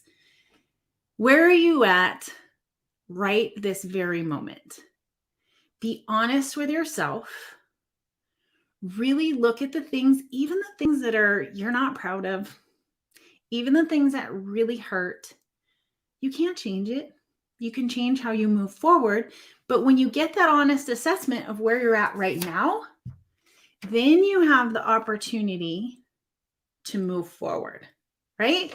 So look at where you're at right now. Then, in all of the yuckiness, in all of the greatness, make a decision to choose yourself, to put yourself first. Because here's the thing, if you don't put yourself first and you allow yourself to continually be depleted, then at some point you're not able to give in the way that you want to do. So we started out talking about sharing and how we want to give. But if we're not choosing ourselves and we're not taking care of ourselves in the 4 areas, then we get tired. We get exhausted. And then we go through that cycle of I'm not good enough, right? So take inventory of where you're at and choose you. So I have a little story about myself. So I have had a physical health weight thing my whole life. I've been up and down, and I'm in an up right now. I'm up several pounds. I am where I have not been since probably 5 or 6 years. And you know what? I recognize that I was in that cycle of I'm not good enough. Why are you doing this? And what was happening is I'm not keeping my word to myself. So I'm in this newer entrepreneurial ship. Went from corporate America and having structure, and I knew what I was doing, to now I'm in this new place. And so I sit here and I work. And if I don't get done what I think I should, then I'll keep working instead of going out and taking care of myself and going for a walk. So then I get in this cycle of what's wrong with you. So today, let me back up a second. So I recognize that, and I went out and got a coach. I got a habits of thinking coach that's helping me uncover why is it that food and my lack of wanting to go out and go for a walk or exercise, what is that and where is that coming from? So today I decided, you know what, Kim? I'm going to choose you. And so I got these Post-its. I'm like the Post-it queen, and actually you can see them right here on my board. Post-its are everywhere in my house because I really believe that having reminders of how great you are and what you're capable of is so important. So I put 2 Post-its in my kitchen. One's on my refrigerator that says, Kim, are you really hungry or just bored? And the other one says, Kim, are you really hungry or are you feeling something? Because it's a reminder for myself that I'm choosing me. And here's the thing about it. If I choose to open that refrigerator, even if I'm not hungry, and pull something out, it's okay. It's okay. It doesn't make me bad. And that's the point of all of this. When we do things that aren't in alignment with what we say we're going to do, we often beat ourselves up and get into that negative cycle of talk and that unworthiness instead of giving ourselves grace and recognizing that we're human beings, that we are infinitely valuable right now. You have infinite value, whether you accomplish amazing things in the world or you have extra pounds on you. You are infinitely valuable. And when we can believe that and choose ourselves, even in the times when it's not easy to do, we're putting ourselves first and we're showing ourselves that we are worthy. So then I touched a little bit on not taking action. When we say we're going to do something and we don't do it, we tend to do the negative self-talk. Because when you take action on the things that you say you're going to do, it builds belief in yourself. It tells your brain that I can do things, even if they're hard. But what we tend to do is create this big, giant goal and think that unless we get all of this right now, we're not good enough and we're not completing it and we didn't do what we were going to say. So take that and break it down into little micro steps, right? And then as you complete a step, here's that celebration part again. Celebrate yourself. There should be something every day that you are celebrating yourself over, because we do amazing things. All you mamas out there taking care of kids, going to work, having your own business, all the grandmas out there, you know, you're there for your kids, for your grandkids, the great things that you're doing, giving back to your communities. Like, recognize those things that you're doing for yourself and for the other people in your world. Because we all need to feel valuable. We all need to celebrate ourselves, feel good about ourselves. Because as we fill our own cup, here's the thing. As we fill our own cup, we're able to then fill someone else, to give back from that place of fullness, to share. So when I started this out, I was talking about how sharing from a place of being depleted, you will run out of juice. You will run out of energy, and it's not going to feel good. It'll feel like an obligation instead of I want to serve others. I want to give back my time because I have it, right? I built this self-confidence in myself and this belief in myself that I really love me because I accept everything about me, the good, the bad, the ugly, the greatness, the failures, the wins. I accept me, right? And then I choose me. I choose me every day, even when it's not the best me. Because you know what?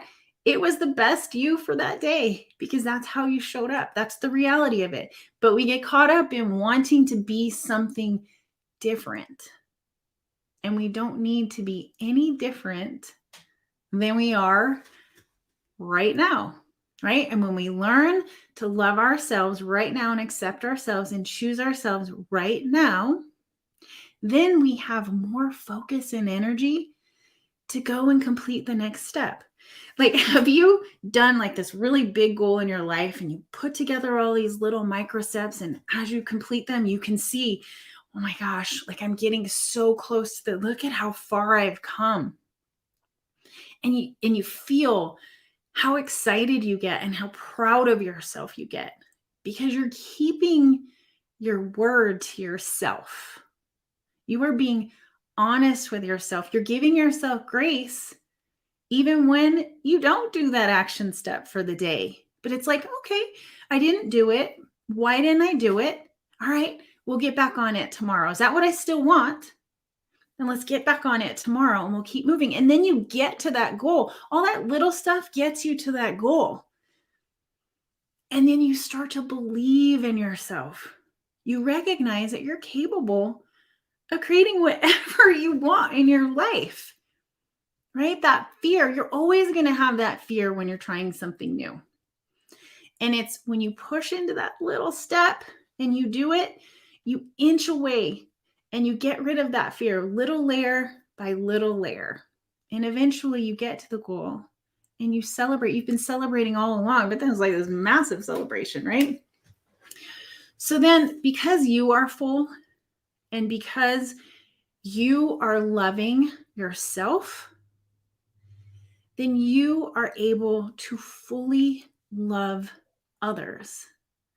You are able to really see people and value people and want to share you and your gifts with all of these other people. And then it's coming from a place of abundance. It's not coming from a place of scarcity and feeling depleted. So let's go back over this one more time. So there are 4 places for you to look at an inventory. And I would highly suggest that in this planning period, that you go through this process and say, where am I at financially? Okay. Where am I at in my physical health, in my spiritual health, and in my finances, physical, spiritual, and relationships? Where am I? I accept where I'm at. Now, where do I want to go? What is the support that I'm going to need to go there?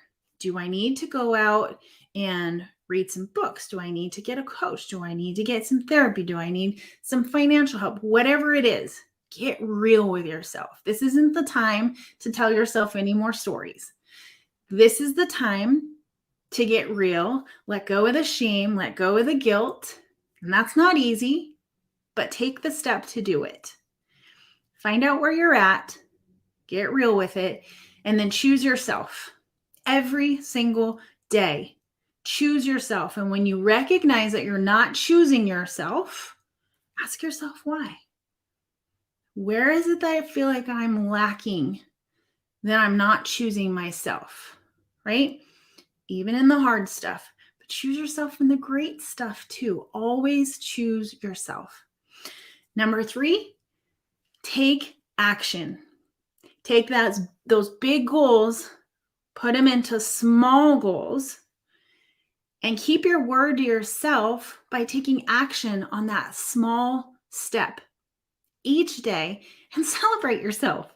You are amazing.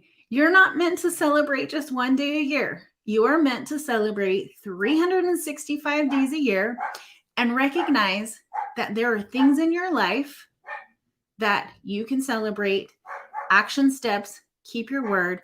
And number 4 is then give of yourself. That's when you can share from a place of abundance and feel amazing about it and not feel depleted, because the end result is you love yourself. And I don't know if you can hear all that in the background. The delivery guy just got here. My dogs are going crazy back there. At least my office door is closed. Anyway, I want to thank you all. This was absolutely amazing. I hope that you got something from this. And just remember to always, you are so worth loving yourself. Haley, thank you for having me. Happy birthday. Thank you. This is awesome. I love this. And I'm dying laughing at the dog. Mine is not currently under my desk. I'm looking. I think she's probably over there because it's kind of warm in my office and she doesn't like warm weather. But as you've been on other calls with me this week, you know that anytime a shadow moves in the house or there's a bump anywhere in the house, I have a barking dog too. So I totally feel you. And, you know, I won't say we all have dogs, but enough of us have dogs that we totally get the crazy. Yes, absolutely. And how many dogs do you have? I have 5. I am shocked because I have 1 in here and he's not barking. It's the other 4 that I left out of the office that the delivery guy just rang the doorbell. And now they've lost their minds. That's awesome. All right. Thank you so much, Kim. This has been amazing. Thank you for joining me today. I appreciate you. Have a great one. Happy birthday. Thank you. Bye-bye. Bye-bye. Hello, Doris. Hi, how are you? Welcome. Welcome. Happy birthday. Thank you. This is my way of celebrating my birthday, is bringing such amazing speakers in to do these events. I am so happy to have you here, and I can't wait to hear your message. Thank you. Thank you. I am going to give you the stage. Hello, my name is Doris Letts. I am the CEO and the creator of Wish and Pixies. I spent the last 30 years as in the classroom, 24 of those as a teacher. I've been studying psychology for about 30 years now too. I'm a Reiki master and a meditation teacher, and I also spend time coaching parents. It's been my life purpose to help empower and instill resilience in children and in parents. So I'm going to start off today's talk with a story. So I'm going to tell you about the story about the 1 year I began adding jump rope and doing jump rope with the children in class. So this was real jump rope where one child is on each end and they're turning. Now, the children had to jump into the rope and then would begin jumping rope. So that was where the struggle was. And my goal was to teach them how to do this and then incorporate other games with it, like, turning the rope real fast. We called it red hot pepper, or tag, where they would run around the rope chasing and then tag, and then the next person goes. So on average, it took about 3 to 4 failures for each student to learn how to jump into the rope, jump a few times, and then successfully jump out. And everybody tried except for this one small group of students. And everybody was successful in a 3 or 4 period try. And then they were having so much fun. And we were doing this over months. So this one little girl and the 2 girls that would follow her around, she refused to try. She did not want to try. And I'm going to call her Lily for this story. So Lily in school was always perfect. She was extremely pretty. Her hair was perfect. Her work was perfect in school. Her clothes were perfect. Everything about her was perfect. And she wouldn't try this jump rope, but she stood off in the distance watching. And I would always try to encourage them. No, they would not do it. So it was getting towards the last day of the school year. So it might have even been the last day of school. And again, they're watching. And I was like, come on, will you please try? Please try. And they did. So to my surprise, she jumped up. It took 2 turns and she was successful. And I asked her, like, why did you wait so long to just try? You missed out on so much fun all year. And sadly, her answer was, I was scared. And, the jump rope doesn't hurt. It's nothing to be scary about. But what she was scared about was being not perfect, not being successful right away. So being so perfect in school or any activity she chose to do, her grades, her wardrobe, she was always perfect. She was afraid to fail in front of an audience. She would rather not try than fail. Fear of others' opinions of her stopped her from taking that chance. And she only attempted, it seems like, tasks that she knew she would be successful in, perfect in at all times. So once Lily took that chance, then the other girls took that chance. And I'm guessing that they were either following Lily or they too were afraid of failing in front of an audience. So resilience is what all of these girls were lacking. And that's what I'm going to talk about today. How many of us don't take the jump because that we know we should do, but we're afraid of something that we know is good for us or a business, or because fear of rejection or fear of hearing no. This too is low resilience, lack of resilience. So what resilience is the ability to bounce back when something doesn't turn our way or the way we imagined it, or after having a disappointing or negative experience already, the fear of the ability to bounce back after these things happened. And avoiding situations that could lead to disappointment or fear is also another sign of low resilience. So this is my concern, that if low resilience in children remains unresolved, it can lead to all sorts of problems when a child grows into their teens and early adulthood. So children who lack resilience and confidence in themselves, they tend to have a greater amount of negative self-talk going on in their minds. This negative self-talk eventually will lead to anxiety and depression. Anxiety and depression can lead to all sorts of kinds of detrimental behaviors when these children are now going into their teens and early adulthood. Peer pressure, drug and alcohol use, sexual activity, self-harm, and even suicide. As we know, it's been on the rise. So resilience is important in order for them to develop a positive self-image and a positive growth mindset. Teens with a strong positive positive growth mindset, they're less likely to be pressured down the road that would take them away from these dreams and goals that they've set for themselves. Resilient teens are optimistic and believe that they can achieve the goals. So it's the opposite of low resilience. They believe that they can achieve these goals if they stay focused. Resilient people don't shy away from challenges and reflect on their failures instead of fearing this failure.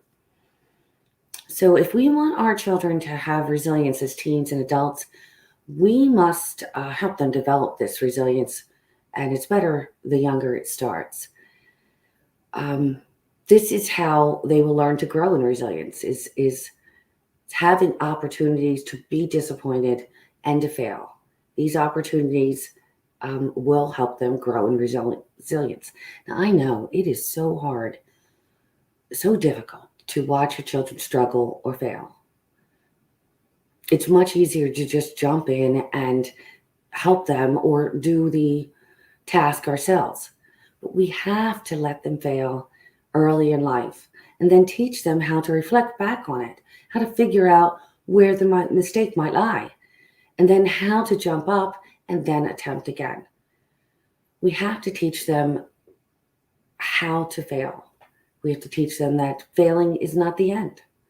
Failing is just another opportunity to learn. And if failing is how we learned, then to take this opportunity every time they fail or they're disappointed in how they performed and reflect and go and try it again. If we can start teaching resilience, growth strategies to children at an early age, our children will grow resilient. Failures will not be feared, and it won't hold them back from trying or attempting tasks. So I have 4 things that I think that we as parents or grandparents or aunts or uncles, 4 things that we could do to help our children grow in resilience. So 1, let them be brave, let them try things, and encourage them to try several times before they decide whether something is for them or not for them. Let's make this behavior normal, a normal occurrence. You know, that every time they're trying something new, try it several times, many times before you decide, yeah, I don't like this. So teaching them to be brave and try things. That was number 1. Number 2, teach them how to reflect and look for ways to improve. So after a failure, have your child reflect on what happened. Okay, what were the mistakes? Where were they located at? And what could I do to improve next time? What could I do what change can I make so that the same result doesn't happen? And then take the chance to try again. Make reflecting normal and failing normal. Very few people do things successfully the first time. So get them used to reflecting every time they are disappointed or so-called fail. Another thing is we can do to help our children and grandchildren and nieces and nephews. We could not make things so easy for them. Make things challenging. Get them used to challenging experiences. Let them struggle a bit. As hard as it is to watch, it's one of the best things we can do for our kids to help them grow in resilience. Then the last thing I want to add on is adding yet. That simple word yet. So when they fail and when they are not successful at doing something that they wanted to do, to add the word yet to the end of the sentence. So they'll be saying, I haven't been successful, or I have not been able to do this activity yet. And as soon as you add yet to the end of the sentence, it's a game changer. It pulls in positivity, it pulls in optimism. And if they can get used to saying yet, then going back and trying again will not be so scary for them.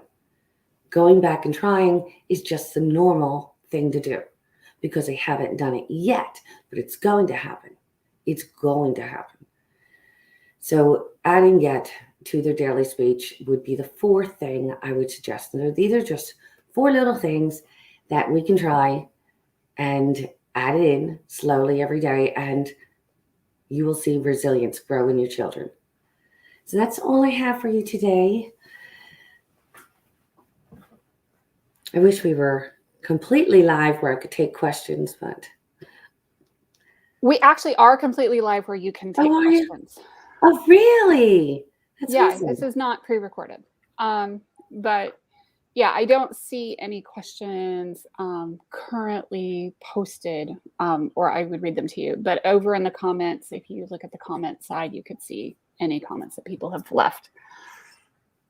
So Okay. Thank you so much for joining us today. I like the yet approach with kids. And I've got the one who, if he thinks there's any chance of failure, he won't even try. Yeah. You have to get them comfortable. Like, failure happens. It's going to happen in life. Yeah.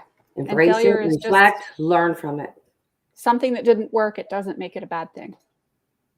And there's a reason why. So let's go back and see where we can make changes and adjustments and be successful the next time. Yep, absolutely. Thank you so much for joining us today, Doris. This has been wonderful. Thank you for having me. Thank you. Bye-bye. Bye-bye. Hey, Denise. Hello. Hello. How are you?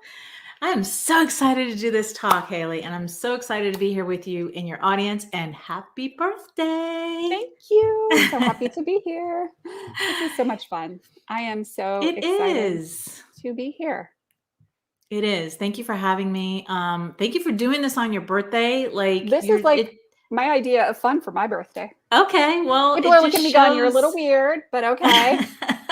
Well, I was just going to say, it just shows what a amazing, beautiful person that you are inside and out, that you are so giving on your birthday. So thank you so much. Yeah. Sometimes celebrating other people is part of the fun. Yes, exactly. Awesome. Well, thank you, Denise. I can't wait to hear your talk.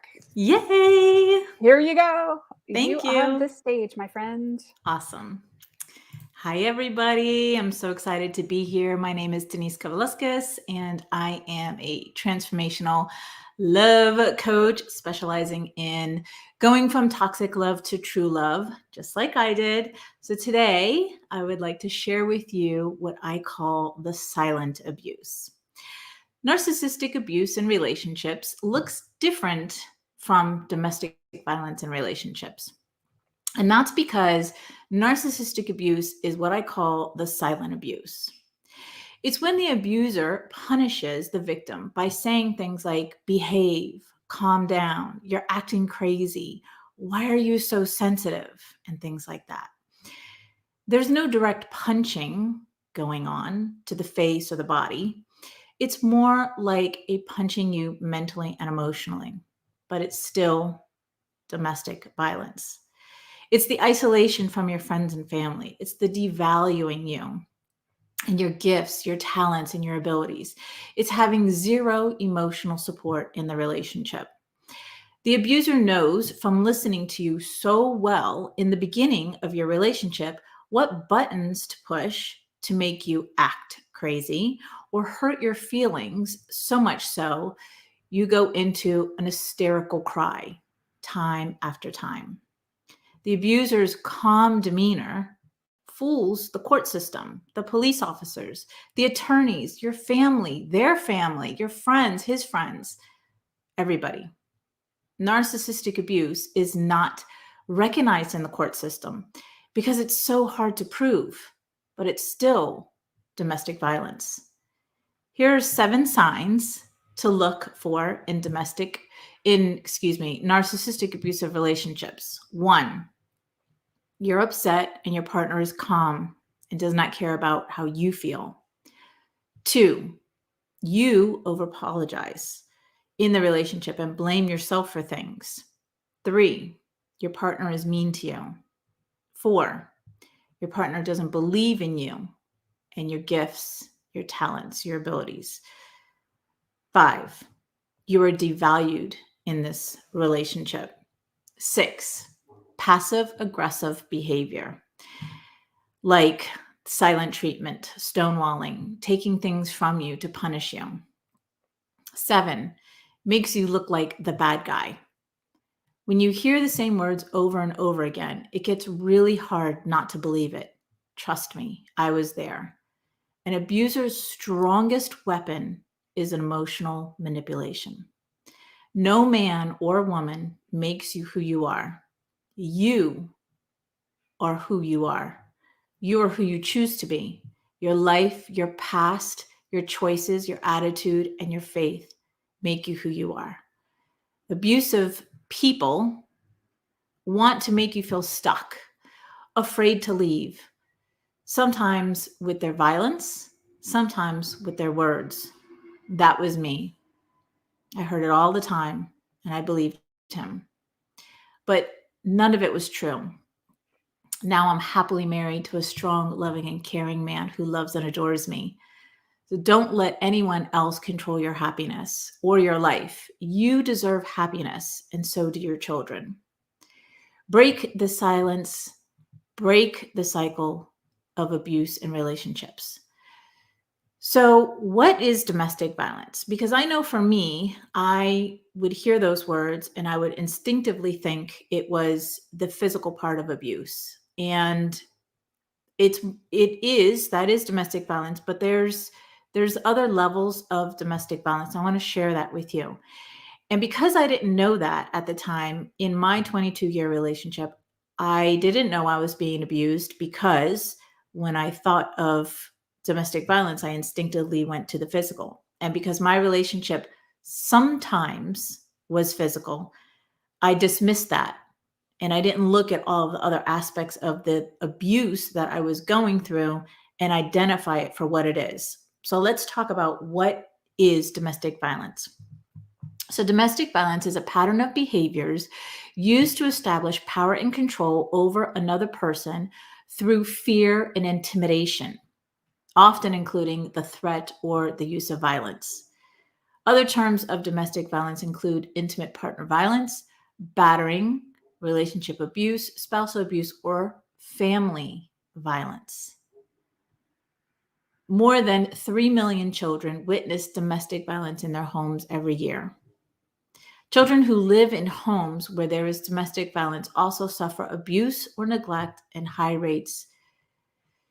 I know from my children, like I said, sometimes there was physical abuse. The majority of it was the financial abuse, the emotional abuse, the verbal abuse, the mental abuse. Both of my kids suffer from anxiety and depression. That's just one thing that children will pick up from living in homes with domestic abuse. Children exposed to domestic violence at home are more likely to have health problems, including becoming sick more often, having frequent headaches or stomach aches, and being more tired and lethargic. Children are more likely to intervene when they witness severe violence against a parent, which can place a child at great risk in injury or even death. And I remember one time my son had intervened with his dad and me. So it was a crazy time. It's a long story, but I'm going to make it short. It was a time right after my ex had attempted suicide, and I was doing something to try to prevent him from leaving. And I went to go grab his keys or something, and there was a knife on the table, and he had pushed me down on the table, and he was trying to grab the keys. And my son knew there was a knife underneath me. So my son, who was a teenager at the time, had intervened. It's a very traumatic experience to break up two parents that you love and for your children to witness this. So there are 5 general categories of abusive tactics. Obviously, there's the physical abuse, right? The physical abuse can be defined as a threat of harm and any forceful physical behavior that intentionally or accidentally causes bodily harm or property destruction. Then there's sexual abuse. Sexual abuse is any forced or coerced sexual act or behavior motivated to acquire power and control over the partner. Emotional abuse. Emotional abuse is any of the words, the voice, the action, or lack of action meant to control, hurt, or demean another person. Emotional abuse typically includes ridicule, intimidation, or coercion. Verbal abuse usually is included in this category. Then there's financial abuse. Financial abuse is the use or misuse without the partner's freely given consent of the financial or other monetary resources of the partner or of the partnership. So, such as forbidding the partner to work, that was me, jeopardizing the partner's employment by tactics such as showing up at work, right? Excessive calls to work, etc. And lastly, there's identity abuse. Identity abuse is using personal characteristics to demean, manipulate, and control the partner. Some of these tactics overlap with other forms of abuse, particularly emotional abuse. So 1 in 3 women have been abused by a partner. Domestic violence is the leading cause of injury to women between the ages of 15 and 44 in the United States, more than car accidents, muggings, and rapes combined. Let that sink in for a minute. These relationships never improve. In fact, the behavior escalates every day, month, and year that you stay in the relationship. Because every day that you stay, you are giving the abuser more control over you and more power in the relationship. And as someone who has been there through this exact type of a relationship for over 20 years, I have a unique opportunity to remind you that it doesn't have to be this way, that you are not alone in this. You don't have to heal alone either. You can change this. You can heal from this, and you can go on in life and find someone who loves and adores you. You can have a partner that respects you, someone who's got your back. You can have a relationship that feels like you're a team and you can grow together. And this relationship isn't any of those things, right? You don't have to suffer anymore. You can stand up and take your power back right now. I remember 2 days before we took a family picture, and it was 2 days before that, my husband had thrown me down the steps outside of our home. And I don't remember what the argument was about, but I do remember his rage and anger towards me and the emotional pain and the physical pain that I felt long after that family picture was taken. From outside, our life looked perfect. We lived in a beautiful pool home on a cul-de-sac street in a gorgeous subdivision. The lawns were manicured and the houses were picture perfect. But what was going on behind closed doors was an entirely different story. Emotional, mental, psychological, and sometimes physical abuse was going on, and I had no clue of my truth. You may be asking, how can that be? How did you not know? Because the physical abuse was every once in a while. The main course of abuse was the rest of it, right? The parts you can't see, the internal pain that feels normal. Couples argue, right? They disagree. They yell sometimes. What's so bad about that, I thought? When you come from this type of a normal relationship, you don't think that it's truly toxic. The tongue is a very small thing, but what enormous damage it can do. A great forest can be set on fire by one tiny spark. And the tongue is a flame of fire. It is full of wickedness and poisons every part of the body. James 3:5. So they don't have to hit you. They don't have to choke you or slap you or put your head into a wall in order for it to be domestic violence.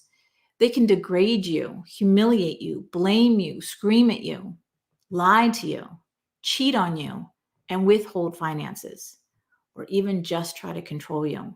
It's still domestic violence. And when we look at the couple between domestic violence, these toxic, abusive relationships, it's the unhealed child wounds that haven't been looked at, that haven't been healed. And that looks like fixing others, people pleasing, codependency, deprioritizing your needs, tolerating abusive behaviors. External validation is needed, living on high alert, fear or abandonment, difficulty setting boundaries, and attracting narcissistic partners. They know who to choose. Do you? It's easy to get caught up in this charming and charismatic personality, right? Especially if you've craved this type of attention your entire life. And all of a sudden, you have someone who's listening to you, cares for you, and genuinely shows you the attention that you've been seeking in a relationship. And then slowly and steadily, things start to shift, right? Now you're being neglected, yelled at, verbally abused, and more. And you think, what the F happened? I love the F-bomb. Vicky dropped some, and I was like, yes, that's my girl. You ask, like, what happened? There's a certain energy that the narcissist chooses, and I call it the mother energy. It's when you love too much, give too much, and do too much for everyone else in your life. And you'll keep meeting the same person in different bodies until you learn the lesson. That's just the way it is. So in order to never get caught up in another narcissistic relationship, all you have to do is shift your energy out of the mother energy, and you'll never attract child energy again. This is my wish for every woman. So for me, it was after 22 years of this cycle of being degraded, humiliated, blamed, screamed at, yelled, lied to, cheated on, and withholding finances, and loving too much, giving too much, and doing too much for everyone else, until the day that I said, enough is enough. And that was the day that I stood up for myself and I decided to leave. And that was the day that I set a boundary and demanded respect. And that was the day that I chose to love myself and prioritize myself. And that was the day that my world started to shift into the life that I have now.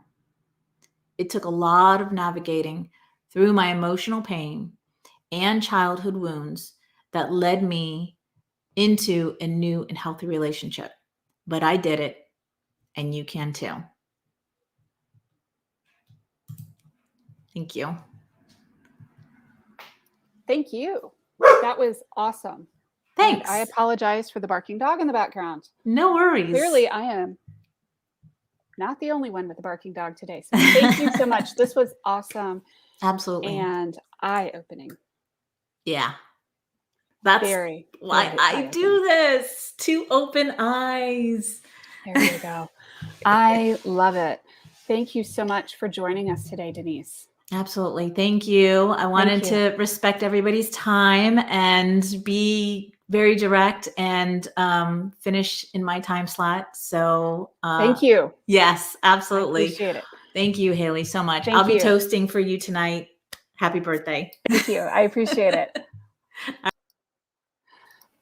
Hello, Janet. Happy birthday. Thank you. Thank you. Thank you. Welcome. I'm so happy to have you here. Thank you. I don't know why my lighting is so bad today. It's usually pretty good here. Yeah, my lighting's been playing horky games in the background here too. So it must just be a day of lights going on and off and doing all kinds of fun stuff in the background. I know. Welcome to our event today. Thank you for joining us. Well, thank you for having me. And I'm going to give you the stage here, and I can't wait to hear your talk. Well, thank you. Thank you.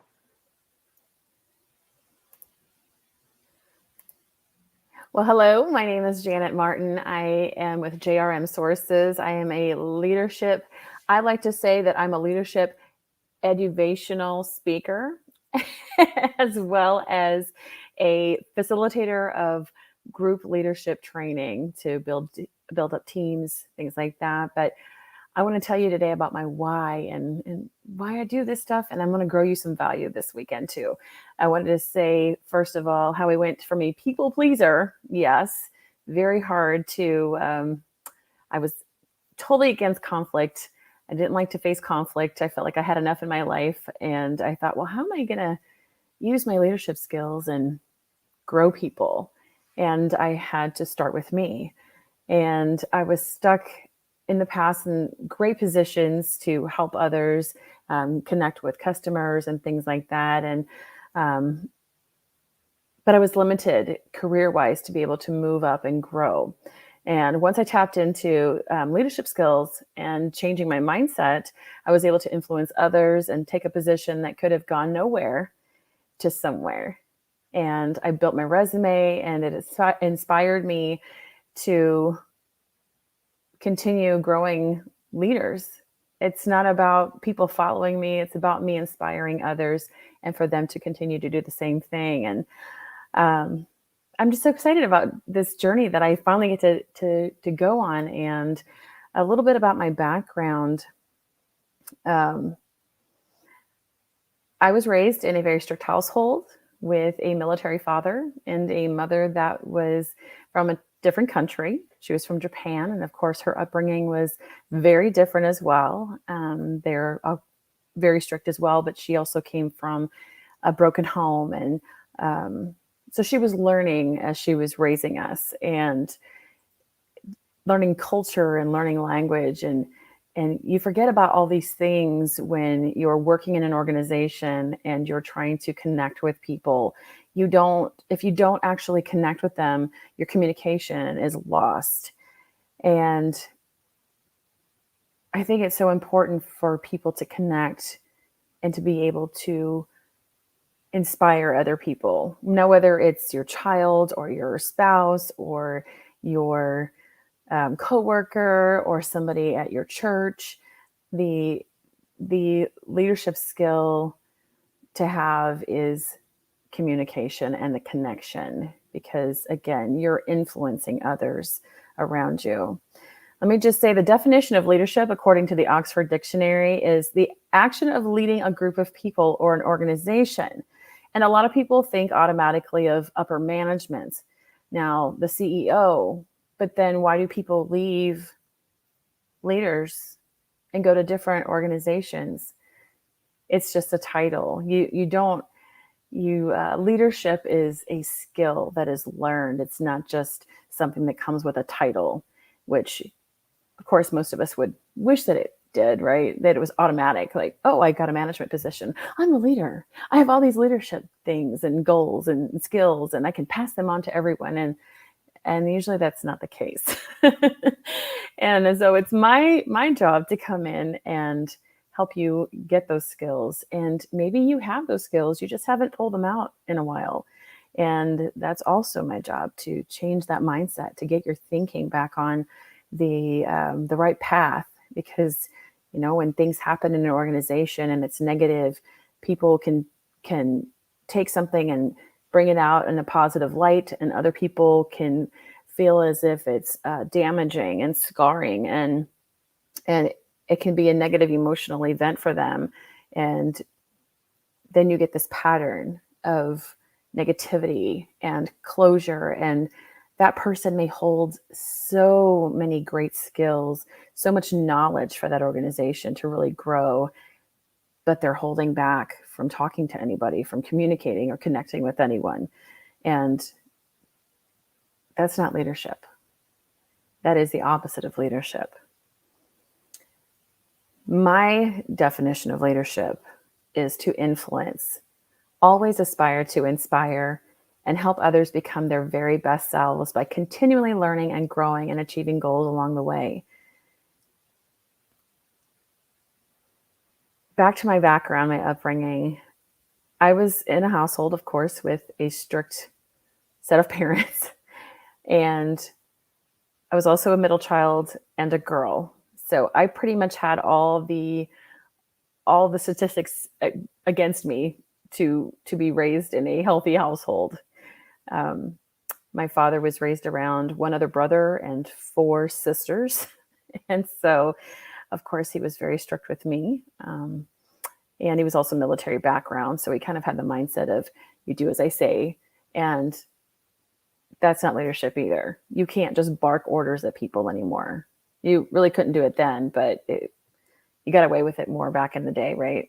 But now it's about nurturing people. It's about training them. And my dad was definitely somebody who made you go and look something up. He wouldn't actually teach you what you needed to learn. If you asked him a question, it was go look it up. And he actually did that in his workspace. And he actually was really proud of it. And I didn't like that. I thought, you know, you're there. You've been the one that's been learning all of this in your career, and you're in, you know, a management position, and you should be growing people and helping them, not just pointing them to a book. But he was also a right-minded thinker, is what I figured out later on in life. My mom was more the nurturer, but again, she was still learning about the American culture when she came to the United States from Japan. And so I was raised to believe that I had to figure it out for myself, and I had to do it all on my own. And that's not what leadership is about. That's not what connecting is all about. And again, the thing about connecting is that you can grow somebody else and grow yourself at the same time. And that leadership, again, and connecting and communication is all skills. It's a learned skill. There are people that can do it much easier, or they seem like they can walk into a room and talk to everybody and make them smile and laugh and do whatever they need them to do, and, you know, have this pizzazz about them, but they had to learn that. Just because you didn't see it happening doesn't mean that they didn't have to learn it, right? So again, in order to influence others, to really connect, it takes patience. It takes time. And it sounds so simple, right? Like, oh, well, I can be patient with so-and-so. But then you get emotions.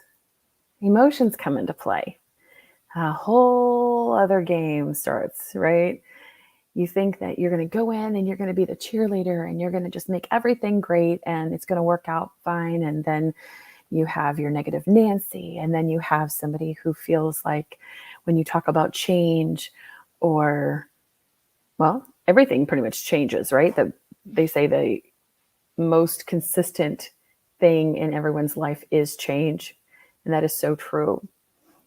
But when you have change, and then you have people, humans, who have emotions and feelings, then leadership gets a little bit more challenging. Being able to get people to connect gets a lot more challenging. Again, it's about what happened to you in your past. What happened to you even just the other day? There's people that don't want to reach out anymore because they feel like they've been burned so many times, or that nobody hears them. So they give up instead of trying to find better ways to educate themselves, to grow their skills, to be able to give value to other people. And then there's other people that just don't know, right? You think that people are just able to know what you think, and they don't. It's just like in a marriage. You know, the husband should always know what the wife wants for holidays or for her birthday. And that's not the truth. You have to tell them. Assumption can be a huge communication breakdowner, if you want to call it that. Haven't you ever been in an office or an organization where you wonder why something wasn't done? And even though it was somebody else's job, maybe they were out sick one day, but the assumption of thinking something was going to get done and then the ball being dropped, that can also make it so difficult to work in an organization or a company. These are things that we forget about because we get so used to our positions in an organization or a company, and we just put on these blinders, and then we start doing less and less. And what I do is I come in and I teach you how to open up, take off those blinders and open up yourself again and say, it's going to be okay. And what do we need to do for you to make this a better organization, to make this communication better, to make your productivity better and the department better? This is all part of being able to communicate and connect with others. Have you ever been at an office where you've walked in and tried to say hi to somebody or good morning, and you don't get that in return? Or people are just coming in and they're on their cell phones and they're just flying past everybody. At that point, you should be able to take those earbuds out and say, hi, good morning. These are the people you're going to be with for the next 8 hours. These are the people that you need to learn from, and they need to learn from you, and they need to be able to trust you. And again, all that can be broke down so quickly in an organization when you don't have that connection, you don't have that leadership skill set, and the emotions take over.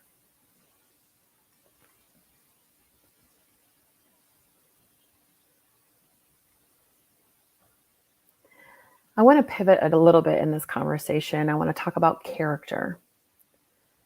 Now, character is measured by what you do when no one is looking. When I was a child, we didn't live near any of our relatives due to my dad being in the military. And every Christmas, like clockwork, I had presents under the tree from my grandparents. And I knew that it was my mom's handwriting, and I just thought it was really sweet. I thought, oh, they must have sent something, and she wrapped it for them and put it under the tree for us, and made sure she put their names on there. And so for all these years, even after we knew that Santa didn't exist and things like that, into my 30s, I was talking to my mom one day, and I said, yeah, I remember when, I got the jewelry box from grandfather. And then she said, no, actually, your grandparents never sent you anything. They didn't even call. She said, I just knew that we lived so far away from your family and our families that I wanted you to feel like you were connected with them, that they love you and that they thought about you during the Christmas holiday.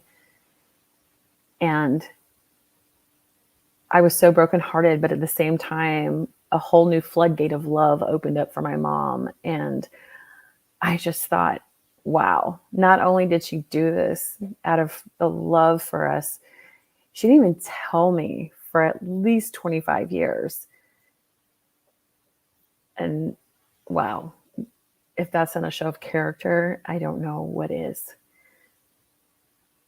So what this story is about is when no one is looking, or when you think no one is looking, what is your character? How are you treating other people? What are you saying? What kind of words are coming out of your mouth? Is it going to prevent you from connecting with other people? Is it going to keep you from having people trust you in your organization or your office?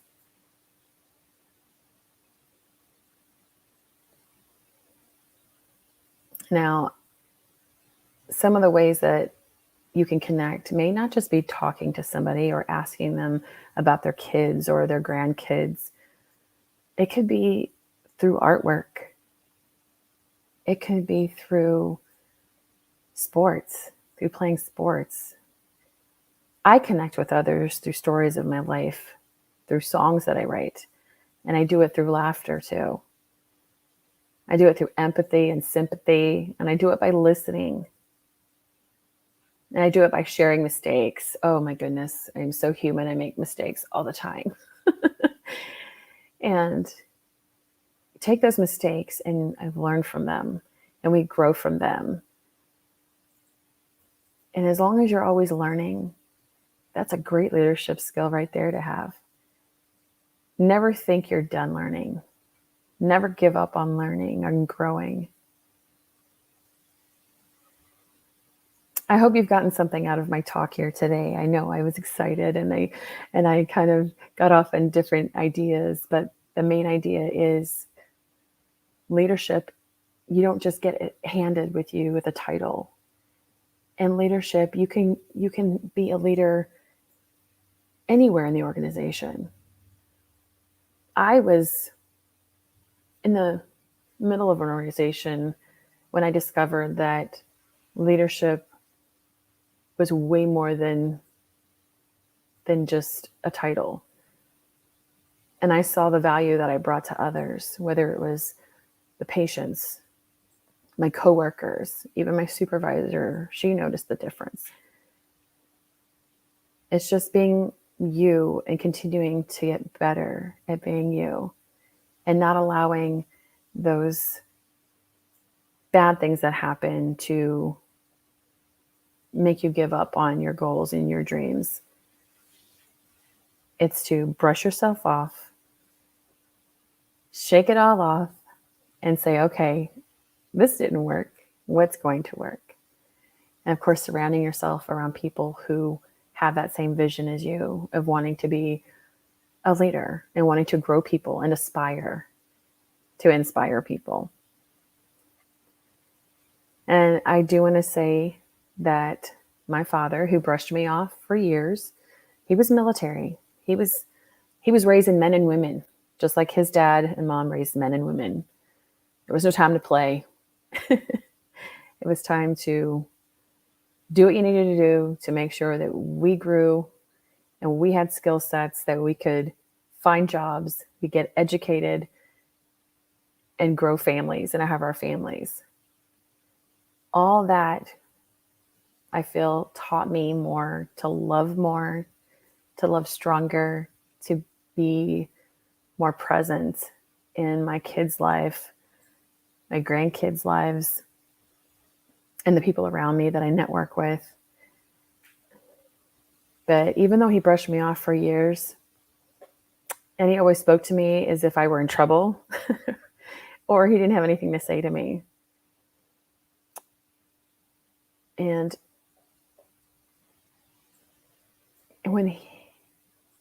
I used to call my parents when I lived out of state, and he would always just answer the phone and hand the phone over to my mom. And one day I finally was like, Dad, I actually want to talk to you.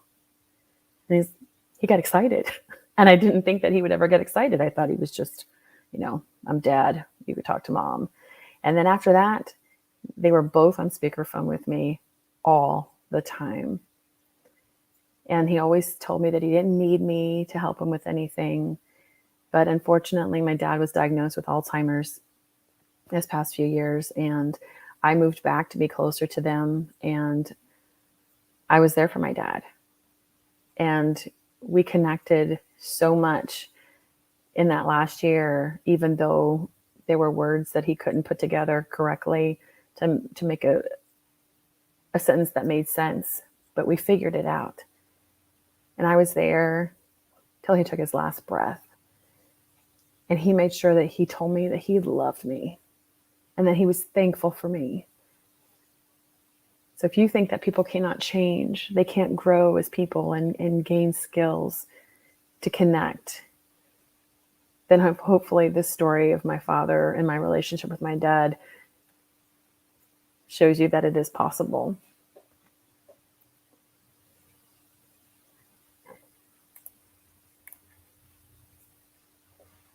And again, I thank you for allowing me to be here to talk to you about the importance of connecting and communicating and how emotions can be so bad in this journey and so good if you know how to pivot your mindset. And is my time about up? You are about at your time. Yep. Okay. Well, again, thank you so much for having me on today. And I just hope I've given you some thoughts to grow on. And if you need to contact me and have questions, I'm available at jrmsources.com. Awesome. This is awesome. I mean, it's really interesting to me because I think that the biggest game a lot of entrepreneurs really have to swim against, and a lot of adults, this is the part of adulting that really sucks, is it's the 6 inches between our ears, the mental, the emotional. And, sometimes getting out of our own way enough to figure out a solution to the problem. Mm-hmm. Well, I don't know how to do that. I'm stuck. I'm just going to sit here and cry. Or just keep doing what you're doing and wondering why it's not working. Mm-hmm. Yeah. And, you're talking about with sales and that kind of thing, with us growing our own businesses, you're so eager to drip on people, but you're wanting to do it so quickly. And so you end up shoving your sales pitch down their throat. And it's like, sit back, and get to know that person, see what their needs are, because I guarantee you that if they need you, they're going to hire you and they're going to accept your courses and they're going to accept you. And then you just keep being you, not the salesperson. That's I've seen that a lot lately, because of course so much has gone on to the internet that everyone's like just throwing stuff at you and trying to figure out. I was like, can't you even say hello first? Yeah, I've been in the internet space a long time, and it's always been one of the things that I can always tell the newbies that have just hired, I would say, the latest coach. And the advice that they inevitably get, which is bad advice, which is, oh, go send people a friend request and then invite them to your page, or, join your Facebook group or whatever. Or it used to be join my direct sales team or whatever it is. And it's like, can we at least date before you ask me to marry you? I know. I think the same thing. It's like, I know people want to make money, and I know people are eager to, to push their stuff out there. And then I think the anxiety, again, emotions play a huge part of this, right? Mm-hmm. If you're giving up a job that's giving you, that's feeding you right now because you want to pursue your business, you can't just shove stuff down people's throat. And, it's just like running with your pants on fire kind of thing. It's like no one can put you out if you keep running fast. Right. And there's also some really interesting cultural norms that we have to navigate ourselves around. Selling to somebody who is, North American or British or whatever is very different than, maybe some of the sales techniques we use or would be used, by somebody in the Philippines or Pakistan or whatever, what the social norms are around selling. And you have to acknowledge those and work within those confines, or you're going to really send that, those North American customers running for the hills. Yeah. And I actually lived in Saudi Arabia when I was growing up. And of course I have a Japanese mother. So I was really into like embracing cultures and learning about different cultures. And I really, really feel that, especially with us being able to have the world at our fingertips online, that everyone should, who's a business owner, who wants to reach customers, should learn about other cultures. Mm-hmm. And because something that we can say here today might have been an insult to somebody else, not even knowing, just the way you say something or the word that you use could totally have two totally different meanings. So Absolutely. Yeah. Yeah. And I moved to the States when I was 11. So I feel you. Yeah. Yep. Very cool. Well, thank you so much for your time today. And we are going to shuffle speakers to our last speaker today. Thank you, Janet. And thank you so much. I appreciate having you here. Hello, Charlene. Well, happy birthday, Haley. Thank you. Thank you. Thank you. This has been a fun day. This is always a fun thing to do. It sure is. And it is so fun because not only is it the start of the holiday season, but to have your birthday and the WEN community just here and cheering on each other is great. I love it. I'm going to give you the stage and blow you thank up you. big and see you. And I can't wait to hear your message. Oh, this is going to be fun. Thank you. Everyone, it is so good to be with you. A lot of times people have heard the phrase, who you surround yourself, who that tribe is will really be an indicator of where you want to go and where you want to be. And so I'm so excited to be here in the WEN community. It has been a journey, and I'm so excited that it's the holiday season. It is my most favorite time of year. So happy birthday, Haley. Thank you for letting us take stage and share. One of the things that I grapple with is, what am I called to speak on today, especially because of the opportunity to speak on so many things and so many things that really matter. And so I took a poll this week as I was speaking in California and then spoke in Vermont. This was what came up from the ladies that I was connecting with. They said, Charlene, you know what we would really want to hear is your dating method and how it relates to sales and marketing. And so I thought, well, there you go. And as I get ready to do this, I just want to give you permission to know that when you are in flow and you are just dialed in and you are on purpose, it is so easy to hear the inspiration that you want to hear, that your tribe wants to hear, that your community wants to hear, and that your impact can be reached as you tune into that flow. And the dating method is part of that inspired flow. Many years as an entrepreneur, it has been really trying to simplify my messaging as it's come to being a sales and marketing expert. I've been a serial entrepreneur for 23 years. I own a couple of different businesses, from tech companies to blow dry bars to a marketing firm and now a coaching company. And it's really fun how they all complement each other. But the dating method came as an aha moment, as a result of being in flow. As I looked at how to serve better and to serve with better impact and more impact, the dating method became one of my signature talks. And so I was able to do that this week in California and Vermont. And so I'm here to share that. And hopefully you give yourself permission to listen and feel the impact of this talk and how it can help you in not only your business, but in your personal life. And for many of us who are high achievers, we want more out of life. And so I want to tell you, you can. So the dating method came as a result of clients who wanted help to fix their sales and their marketing. And granted, sales and marketing is an evolving opportunity for your own personal growth. I always say your personal development is very reflective in your business development. And as you continue to level up, don't you notice that things go a little crazy and haywire and you wonder how you got here and why that's happening? And I want to tell you it's because you're in flow. You're flowing with what's happening in your current space, in your current business. And so just allow yourself to do that. The dating method, when we think about sales and marketing, is really the aha moment that I had very, very, very much so, as many of you go from 5Xing your revenue to 10xing it, and then having consistent revenue where you're just shocked that it's happening and that you're a part of the process.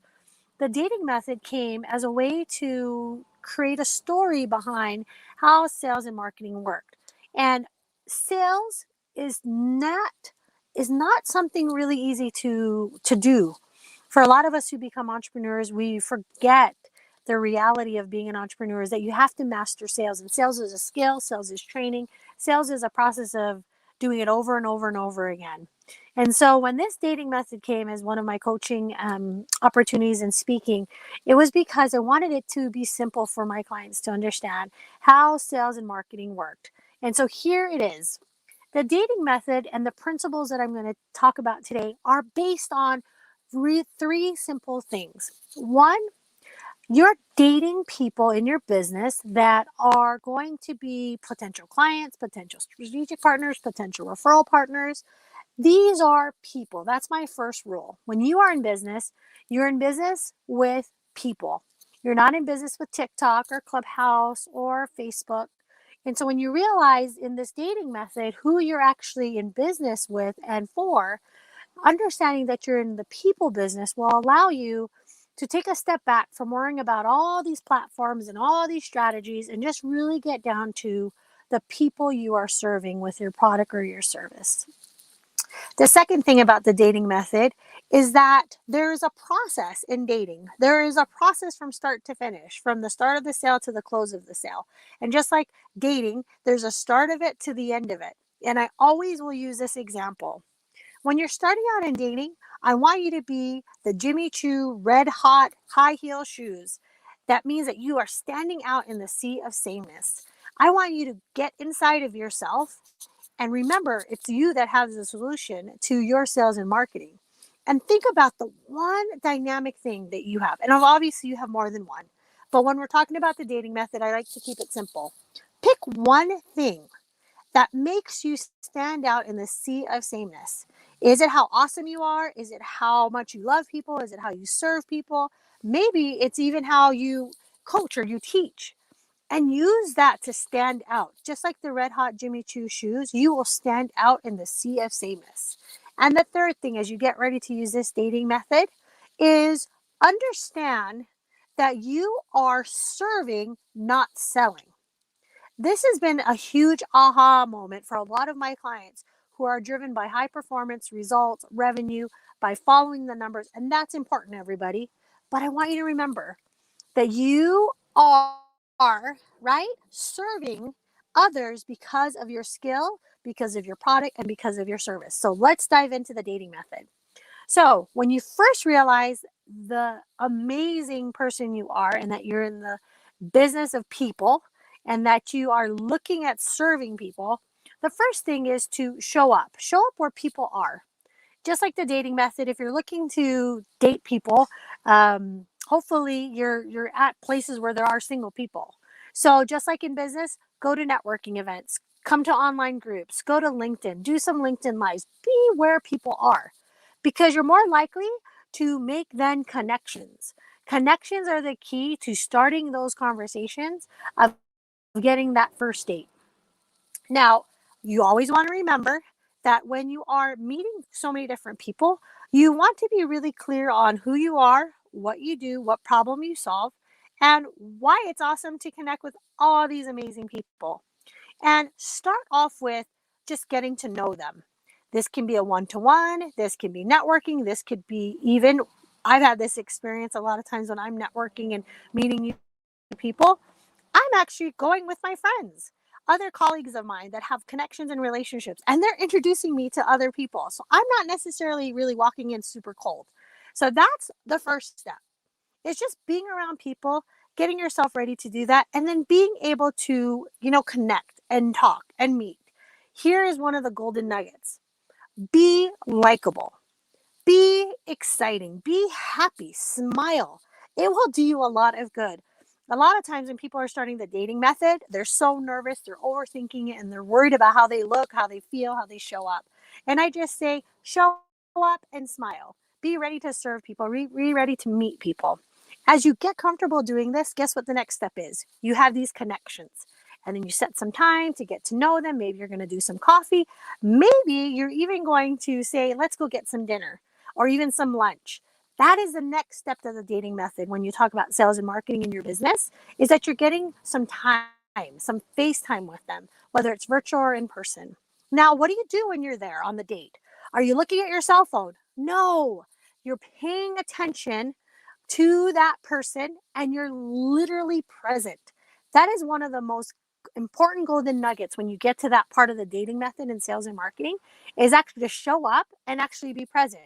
So if it's a 30-minute meeting, just be present. Be there, be present, be able to hear them and not worry about your phone ringing or an email you need to send out. Just be present with them.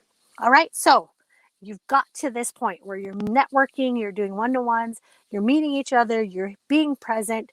Then you're going to say, how do I qualify this opportunity, right? You're figuring out, is this person a potential client? Is this person someone I want to keep in my network? Is this someone I just want to keep as a colleague and friend and nurture them? Then that gives you this most valuable next step, is putting the dating method into action and using tools like a CRM, like an email, like a text campaign to nurture the relationship. You know what's really fun for me is I try to remember everyone's most favorable food they love, or something that they did, or listen to their stories about their kids.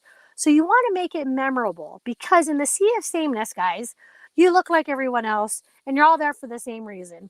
But if you can genuinely care about people, guess what happens? They remember you. They remember when someone has a problem and they say, hey, you know what? Go ahead and call Shar. She'll totally figure it out. She'll know exactly who to help, how to help you, and who to send you over to. That's what you want to be. You want to be memorable, but you also want to nurture those relationships. Now, let's say they're like, oh my gosh, you have everything I need. I need some help. I need to figure out what to do with my business. Let's just say you're a coach. And they're like, hey, let's get on a call. I want to do more. I want to figure out some of those things. Take that opportunity. But remember, you have to be able to qualify these people that you're networking with and you're meeting with and you're having one-to-ones with, because you want to be able to nurture them in the way that that relationship will continue to grow and flourish.